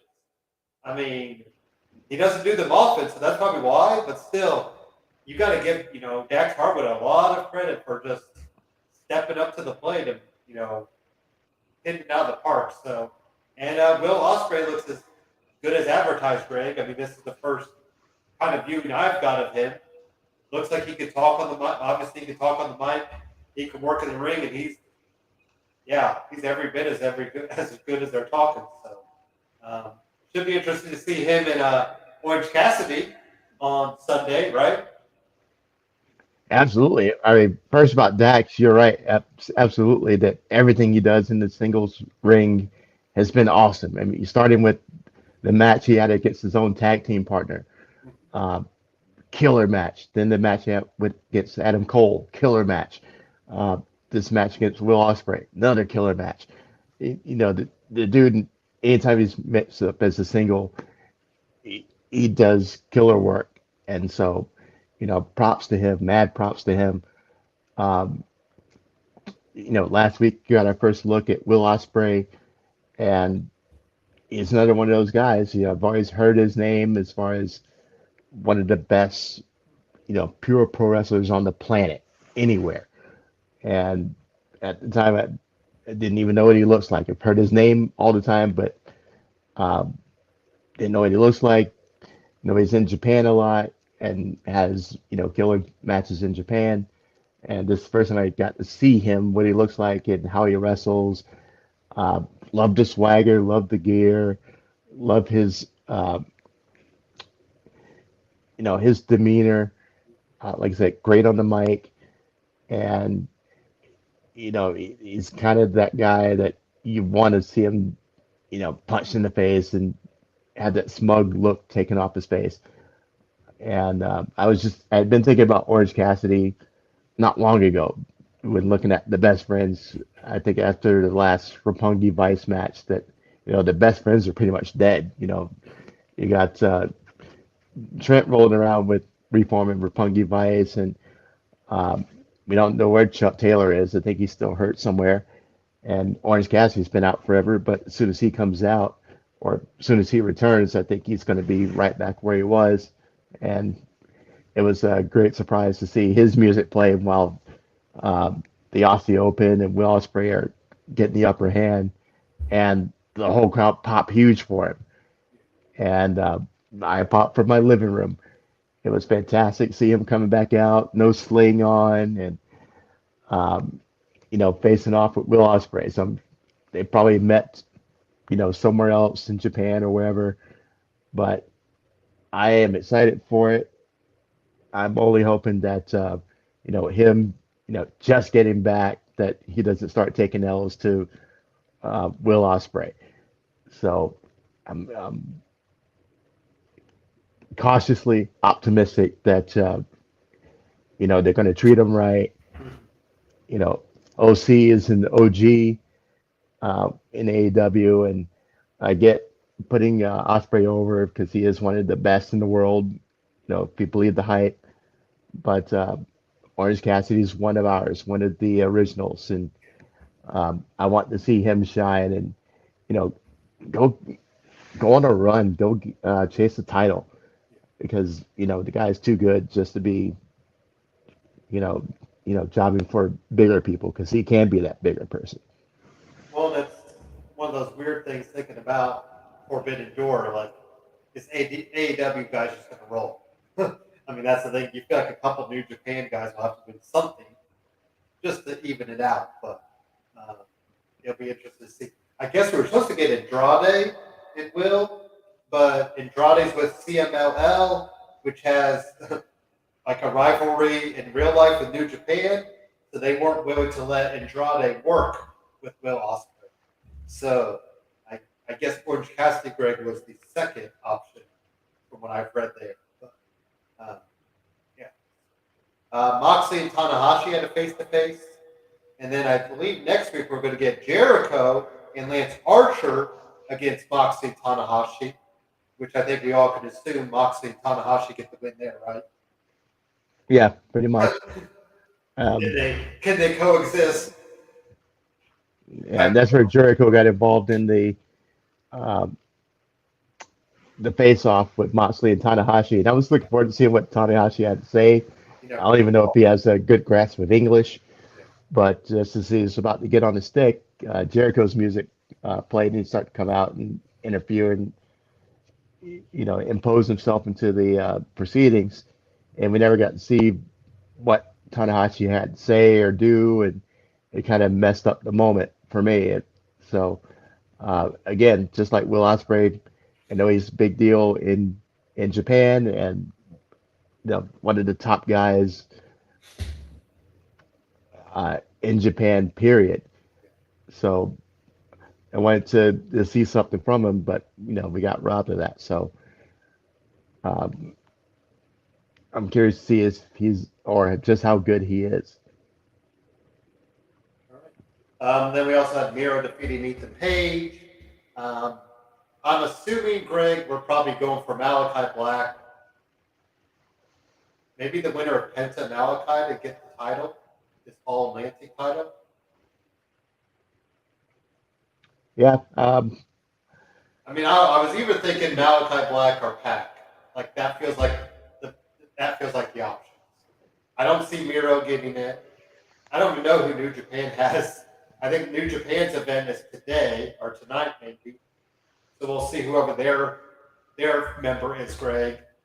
I mean, like almost maybe I don't know. It's hard. It's still kind of weird too because it says All Atlantic, but then you have Japan and China, not Atlantic Ocean, not Atlantic countries, but whatever. Who are you pulling for ultimately to win the All Atlantic Championship, Greg? How about that? Well, I want Pentagon to win. That's my dude, Yeah. and I love Malachi, so he would be my second option. Of course, they're going to be facing each other. So my favorite for winning the championship is going to come out of this match. Um, you know how much of a homer I am for Lucha Underground, and the proof is in the pudding for how Pentagon can carry a whole promotion on his back, much less having a title around his waist and defending it on a regular basis. So I'm still waiting for Pentagon to get his push and show how good he is. Not was, but is. We saw it when they won the tag team championships with Phoenix, but as a single, we don't know how good he is yet. And eventually, I'm still faithful that they will show us that. It's just a matter of is it going to be now? Because Malachi has a lot more momentum on his side in that respect than Pentagon does. So my head says Malachi Black's going to win the heads up match, but my heart was Pentagon to win. And whoever wins that match, I think is going to win the championship. Yeah, that's fine. Kind of Tony Storm got kind of an upset win over Britt Baker. We're gonna get Tony Storm and Thunder Rosa, which is kind of weird because you figured it'd be a New Japan or maybe some sort of some different star facing against Thunder Rosa, but Thunder Rosa has never fought Tony Storm, Greg, ever. So it'll be a good first match for them to kind of see how well they work together. Yeah, absolutely. I'm liking their how they've kind of I won't say reinvented Tony Storm, but let her be more of herself in the ring. She's a lot more of a legitimate contender than she ever was in WWE. Um, in a program with a top star, and when she was in a program with a top star in the WWE, she was getting pie faced by Charlotte Flair. So just the disrespect was all over the place, and now she's getting treated right. Uh, her matches are looking great, and no, I'm expecting a classic out of Tony Storm and Thunder Rosa. So much better, and we're gonna all win because of this. Hangman Page called out a promos, calling out Jay White. Adam Cole answers it. Adam Cole, says Jay White's not even here. Jay White, of course, texts Adam Page from the back. So Jay White, though, says in the end, Greg, somebody else is going to get the IWGP title match, and it's not going to be Okada. So who in the hell, Greg, is getting the actual title match? Because I'm assuming it's a fatal four-way. Okada, Page, Cole, Jay White. I like it. Um, my only question is with the theme of this event and uh, the mystery hanging over this main event that could it be Kenny time? How's that? Is he ready yet? Is that recovery going to be good enough for Forbidden Door? Because he could, if he's the mystery man, you know, the place would blow up, especially considering the talents that are in this match. More Bullet Club Um, implosion. right. And now you We're have going to need a family tree of the Bullet Club members pretty soon, right? pretty much, yeah. I mean, may as well have uh, Bullet Club West over here in AEW. And so, have Kenny on one side and Adam Cole on the other side, and then Okada on the other side, and Jay White on this side. So it would be amazing if they did it this way. And um, having Hangman involved, just all the principal characters you can mix in here would be just fuel for the match of the ages. Um, so that's my big question: is Kenny ready? And because he could definitely be slotted in as the Joker in this equation, and just reshuffle the deck altogether, and we all win for being a part of it. So Jay I White hope doesn't that's what want it it, is. so I assume he's not going to lose it, especially since he's, I think he's pretty well good at or he's pretty happy at New Japan. So, yeah. I can feel Uh, it. Kenny is around the corner. I know yeah. he's been out a long time. I think he is imminent. Oh, yeah. Imminent is in the next 2 months. Yeah. Yeah, because All Out is happening soon. So, yeah. How about some stuff on Rampage? John Moxley defeated Dante Martin. Uh, Not much right there, Greg. I mean, Moxley need to get the big win. Max Caster and the Gun Club defeated Leon Ruff back in the business there, Greg. Good old Leon Ruff, Hey, country. Max Caster had he was going to say something, but he had to sign a NDA, and then something about there was more people listening to him than January 6th. Yeah. yeah, Oh, yeah. womp womp. But What do we hey, think? What do we think about? Have we talked about the Gun Club and the Acclaim? no, Yeah. I'm starting to get into the gimmick. It's it's corny, it's stupid, but at the same time, um, when the acclaim comes out, we're as much as we don't want to hear the rap, we want to hear the rap. But that's really all they And got, isn't just what's he gonna say? It's like the old John Cena Master of Thumbionomics, except the Thumbionomics stuff was always delivered, and the Max Caster is really hit or miss. But then Cena could But go in the ring too, though. true, and the digs that Max Caster gets in though are pretty good.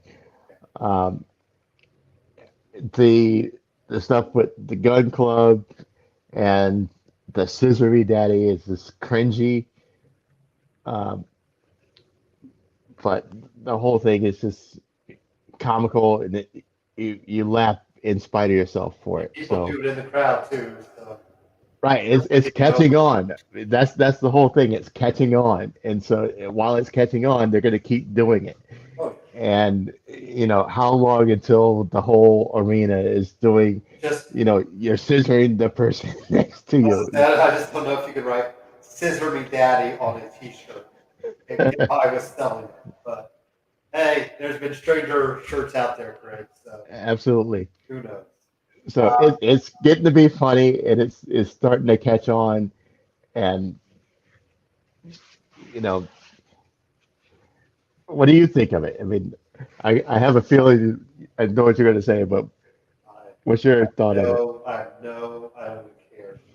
Like it just doesn't like. I mean, actually, I get it because Max needs somebody with him. Like I don't think Max is good enough on his own.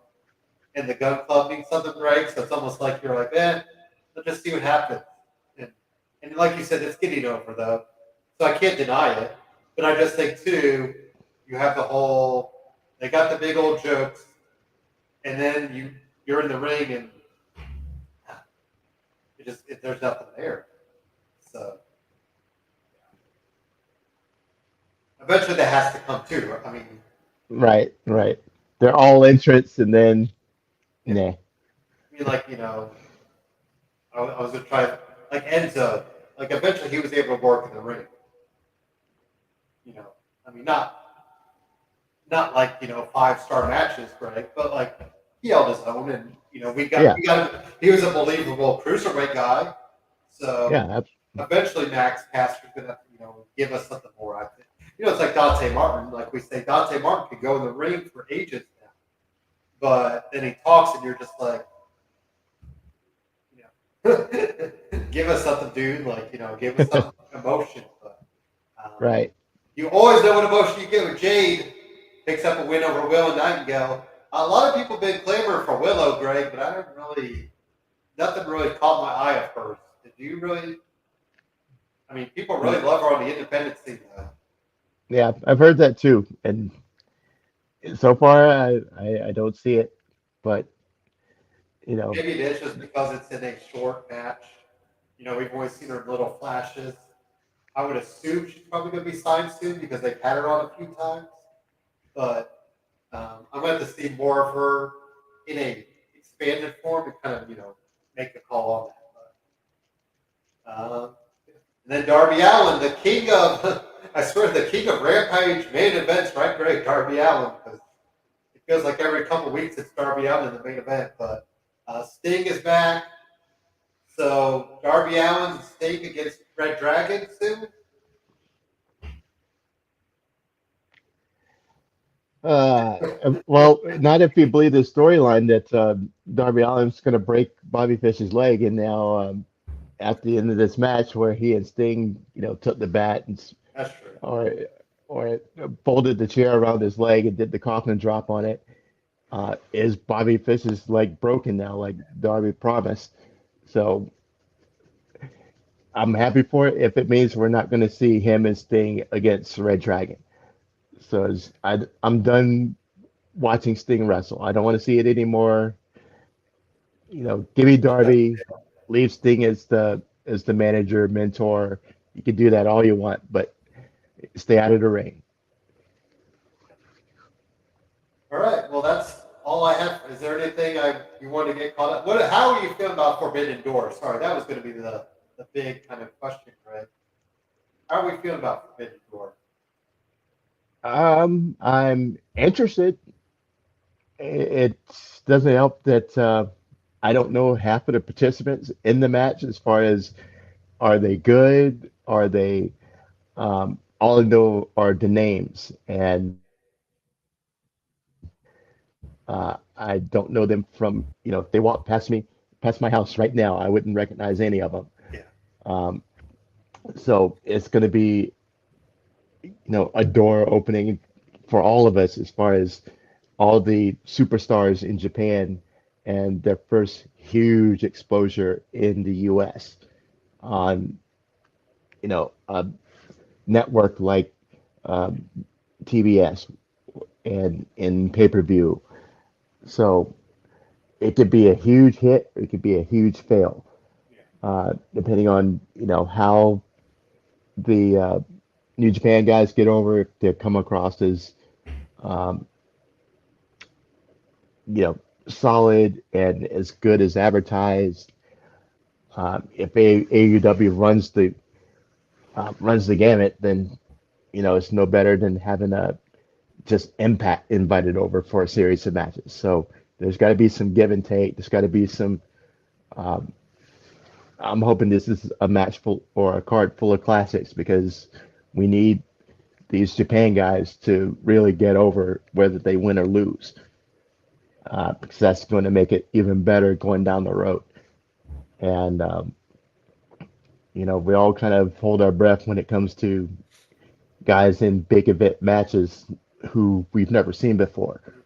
So I'm not as excited as with other um, big pay-per-views that they throw, just because I don't know half the principal characters.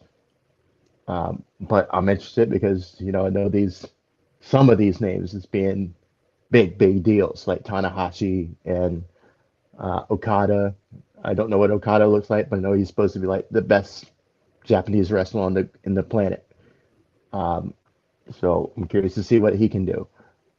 And so yeah, I'm interested. I'll be watching, and I'm hoping for a card full of bangers, and that's what they're going to need to deliver if this thing's going to be a success. Well, I guess you think too, would it truly the Forbidden Door be Impact being involved, Ring of Honor being involved, and of course our baby daddy, WWE, like truly making it some sort of open world, like a GTA. You're driving anywhere, Greg. You're Yep. not just driving one section of the game. You're, because we've seen some New Japan guys show up on Impact Press, I mean on AW TV. Yeah. So, um, granted, that's probably it might not happen in our lifetime, but I think that's kind of the thing. It's like we're getting a small taste of it, but just think if you could open it up, even if maybe you could have opened to Impact, maybe you have some Impact guys involved that maybe might not always get that chance, on a big pay per view like this. So,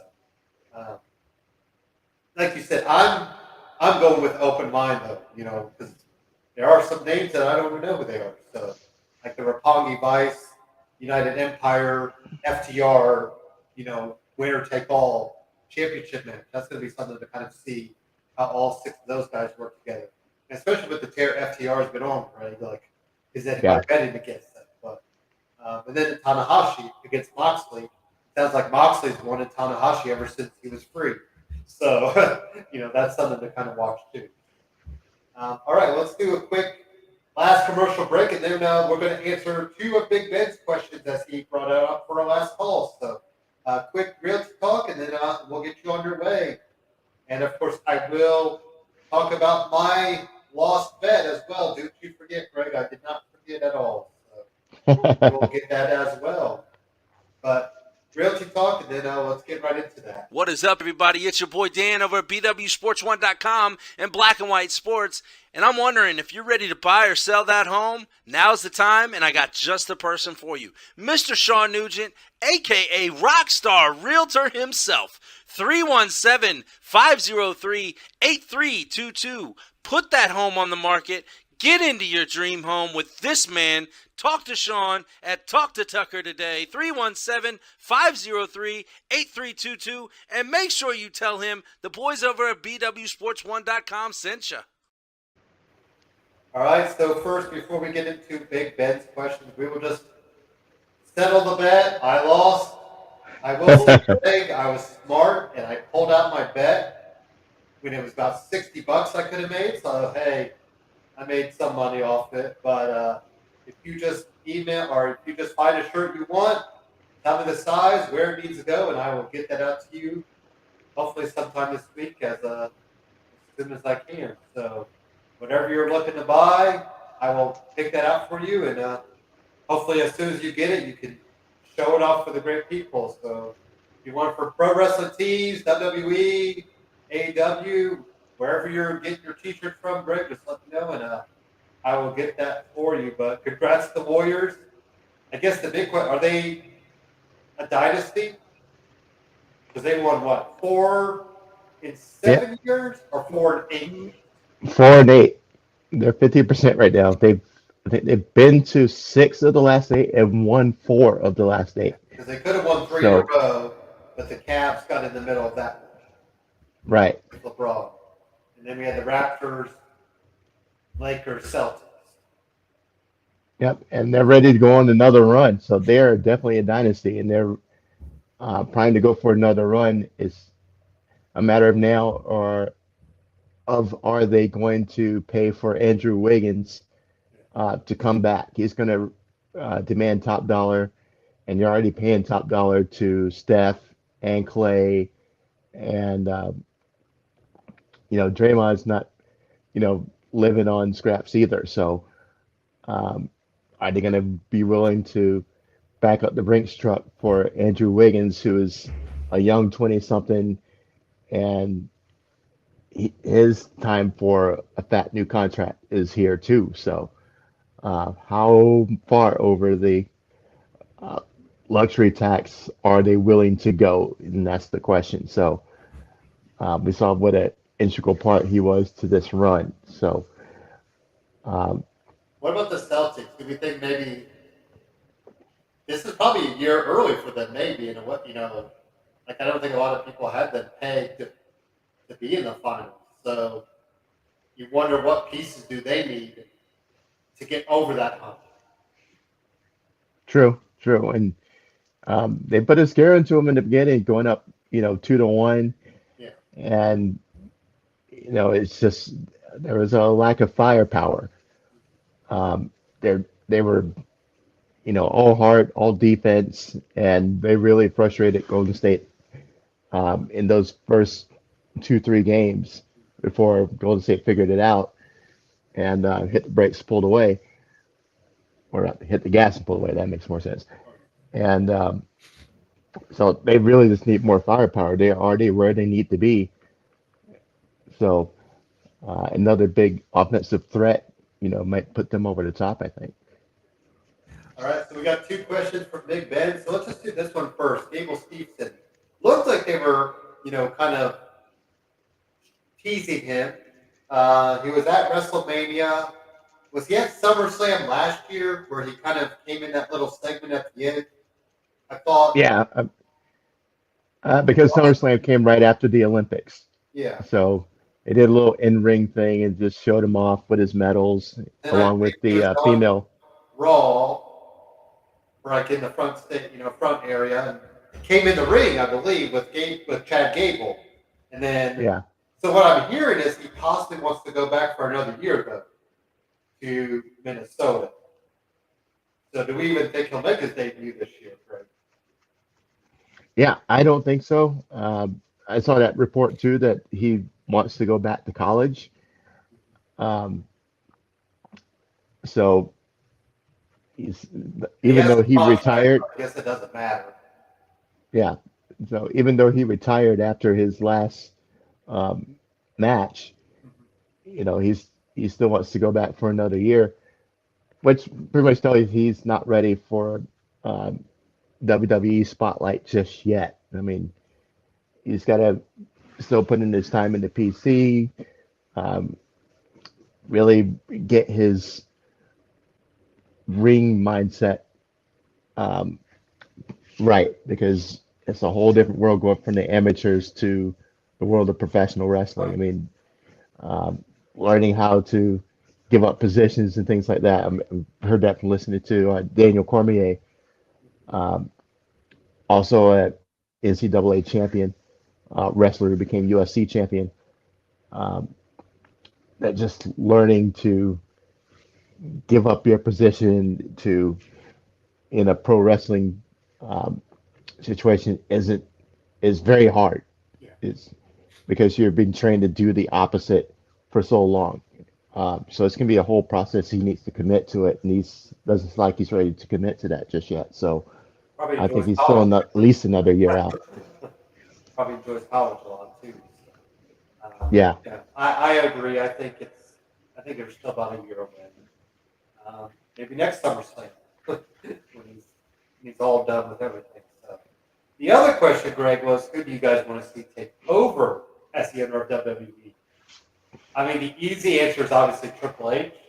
I think if I'm the network's Greg, it's all Stephanie. Because guess what? She's PR friendly. She knows what to say.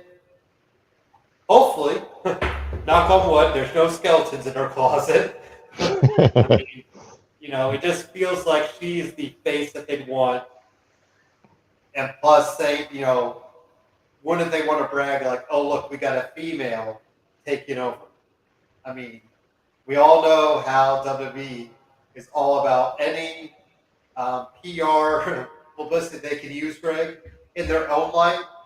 I'm sure there's been many companies taken with a female, but if they played it up like a sports league, Mm-hmm. I'm trying to think of who, if we think about the major four sports, it's what uh, Adam Silver, Gary Bettman, whoever's in charge of baseball, Manfred, and then Goodell. So, Yeah. yeah, can you imagine, because WWE would play up the sports side of things if they had a head, if Stephanie McMahon took it over. They would Yeah. definitely, heavily, even though they'd still say sports entertainment, they would somehow swing it to saying, look at us, we have a female in charge of our sports, with heavy emphasis. So, I mean, Triple H makes sense too. And who knows, maybe they could be co-heads, something like that. So, I think personally, the investors and all that, I think they want Stephanie to take over. I really do. And I think I'd be fine. I think it wouldn't change as much though. I think, and even with Triple H grade, we don't know how much it would change. And, because we don't know how much, who knows if they're saying, like, I know it's easy to put the blame on Vince, but who's to say that, maybe the corporate side of things are saying, we don't want you changes to this. I mean, we don't know, who knows what happens behind closed doors. I mean, I feel like Vince is probably set in his ways, but at the same time, who knows, he might want to try something different. But, so even if Triple H takes over, like, it's not going to be a day, it's not going to magically, like, all of a sudden, everything changes. It's going to take some time. So, I personally do love to see Triple H in charge, just see what he could do. I still think it's probably going to be Stephanie. Ultimately, when Vince is no longer with us or no longer allowed to be in charge, Greg, I mean, that's the big thing there. So, what about you? What do you think? Yeah, I agree with you. Is that the new owner? I think it's going to be Steph. And because you look at WWE is going all the way back to WWF. It's been a family business from Vince McMahon Sr.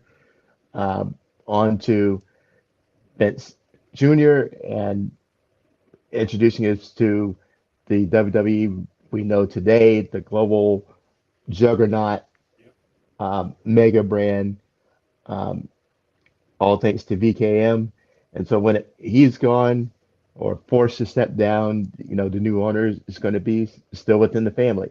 And I think Steph is the next person to take over. She has the mind for it. She's has the face for it. And like I said, people are going to flock to her um, as, another face of a huge sports league. And I think it's going to be a way to drift away from sports entertainment and see them more as a sports entity if there's a woman in control. Um, and having her as the owner, you can still have Triple H as, the person who runs your creative and, recreating the black and gold NXT vibe and the thought processes, the storytelling, everything. Um, NXT was never better than the black and gold era that we got. And if he's allowed the power to use his vision across all brands, imagine what he could do. Um, as far as being able to develop that talent and get away from the stock characters and the things that are the failures of NXT 2.0 and the failures of all the storylines outside of the bloodline right now. Triple H has shown he has the aptitude to do it, and he had the right people working with him to make it all great. All those people have been, given their walking papers since he was forced to step down from his duties with NXT and the shift into the 2.0 and everything.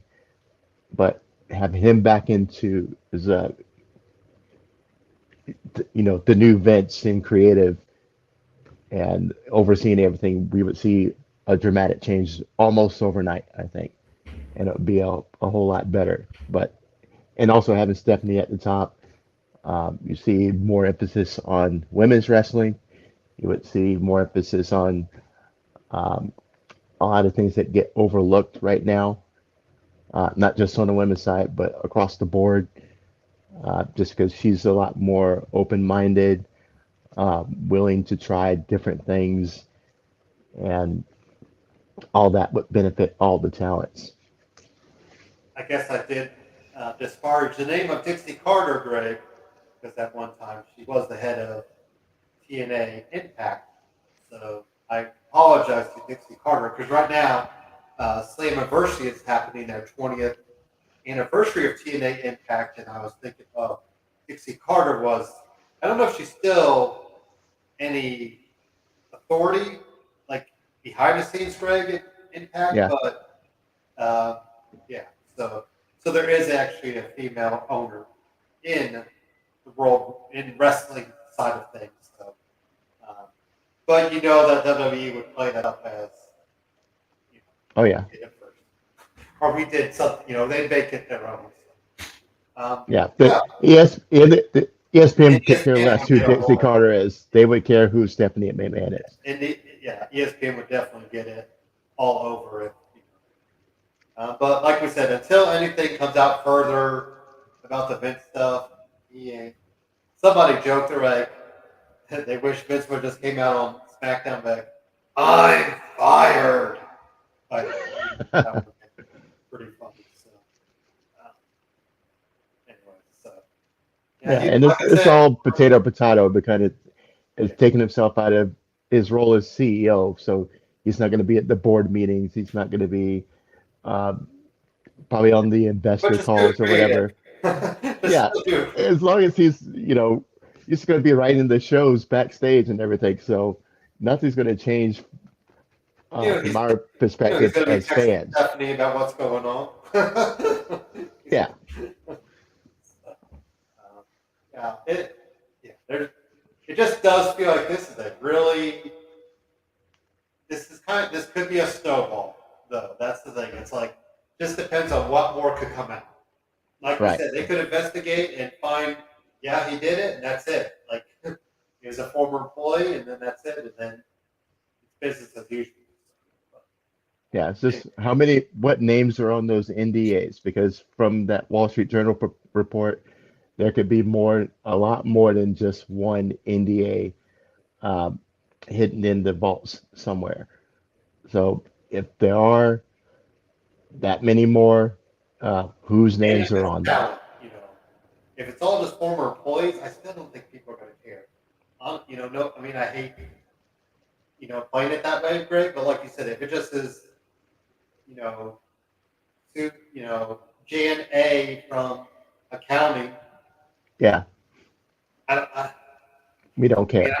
I hate being that way because it's not fair to the victim, and we should never treat it that way. But at the same time, we have to be realistic about it, and you know, just wonder. Yeah, if Anything it's else? talent, then we're gonna care. If it's If it's natty, we're talent, gonna care. If it's any yeah, talent, and anybody, any talent, past, present, current. Um, I don't care whose name. It could be past, Tamina. It could be Tamina saying, right? I had I had an affair with Vince. Speaking of Tamina, did you see the cool story for her, Greg? The Rock bought her a house. I did see the Uh, headline. I didn't see the original I think we story. need a feel good story too. I'm surprised she can't buy her own house, but that's another story altogether, Greg. Hey, if The Rock offered to buy me a house, I couldn't turn it down either. So, um, yeah. Cool, Hey, really cool. absolutely. I think he's bought her a car and bought her a house. That's all. Yeah, I doubt Tamina's making that much money, so every little bit is appreciated. I mean, she's been in for a decade too, though. I think gotta be a decent check, right? This long in the How game, many championships has he won? still always be there, Just though. saying. I mean, yeah. So, if she did her contract right, I hope she'd be making some decent money by now. I mean, 10 years in the game, but that's still weird to think. Her and the Usos and Natalia. I mean, they were that weird gap here, kind of between, whatever, ruthless aggression and the PG, the PG. But yeah, Anything else for the good of the cause, Greg, this weekend? No, I think we pretty much covered everything. We're about to wrap up into a couple major cards coming up with Forbidden Door and Money in the Bank coming. So time to take a deep breath now because the next 3 weeks are going to be pretty huge. Yeah. And then SummerSlam right around the corner. That's at the end of July. So yeah, it just it never stops. And then All Out. We got All Out, and then we have Clash at the Castle, which is the weekend after All Out, or no, the same weekend as All Out. We have a busy few weeks here, Greg. Coming up. Yeah. I believe SummerSlam will be the official 2-year anniversary of the show, as I like to call it. So I know we've passed your year anniversary, but we will hit 2 years of doing Superkickin It on, thanks to BW Sports One. So maybe we can get a couple of BW Sports guys on here to talk up Nice. that on when we get that. I That believe would be next pretty week we'll sweet. have David Potter, who I've done an interview with, MMA, former MMA guy, current commentator, will be on to help us predict Forbidden Door. He wanted to join this week because he definitely wanted to talk up the Vince stuff. So if anything, Greg, I might let him have his own take on that. But we'll see where he's at next week. Yeah. And of course, if you ever want to get involved, we want Big Ben. And if Big Ben ever wants to make his on-camera debut, we can make that happen. Just get in touch and we'll make that happen. There you go. Come on in, Ben. Thanks for watching. Enjoy the rest of your Father's Day, and happy Father's Day to you, Greg. Thank I you. have no pets. I have no kids, so it's not a happy. It's a happy Sunday to me. Yeah, that works too. happy Bachelor Day. When's that day? Is there a happy single Bachelor Day? So, Not yet. We got to put in something for it. Start the hashtag. I'll work with President Biden. That's high on the list of things to do, Greg. So, Just don't buy him a bike. he did fall off that bike. You know what, though? I'll just say I would love to see Donald Trump get his fat ass on a bike. I'm going to end it right there. Just go.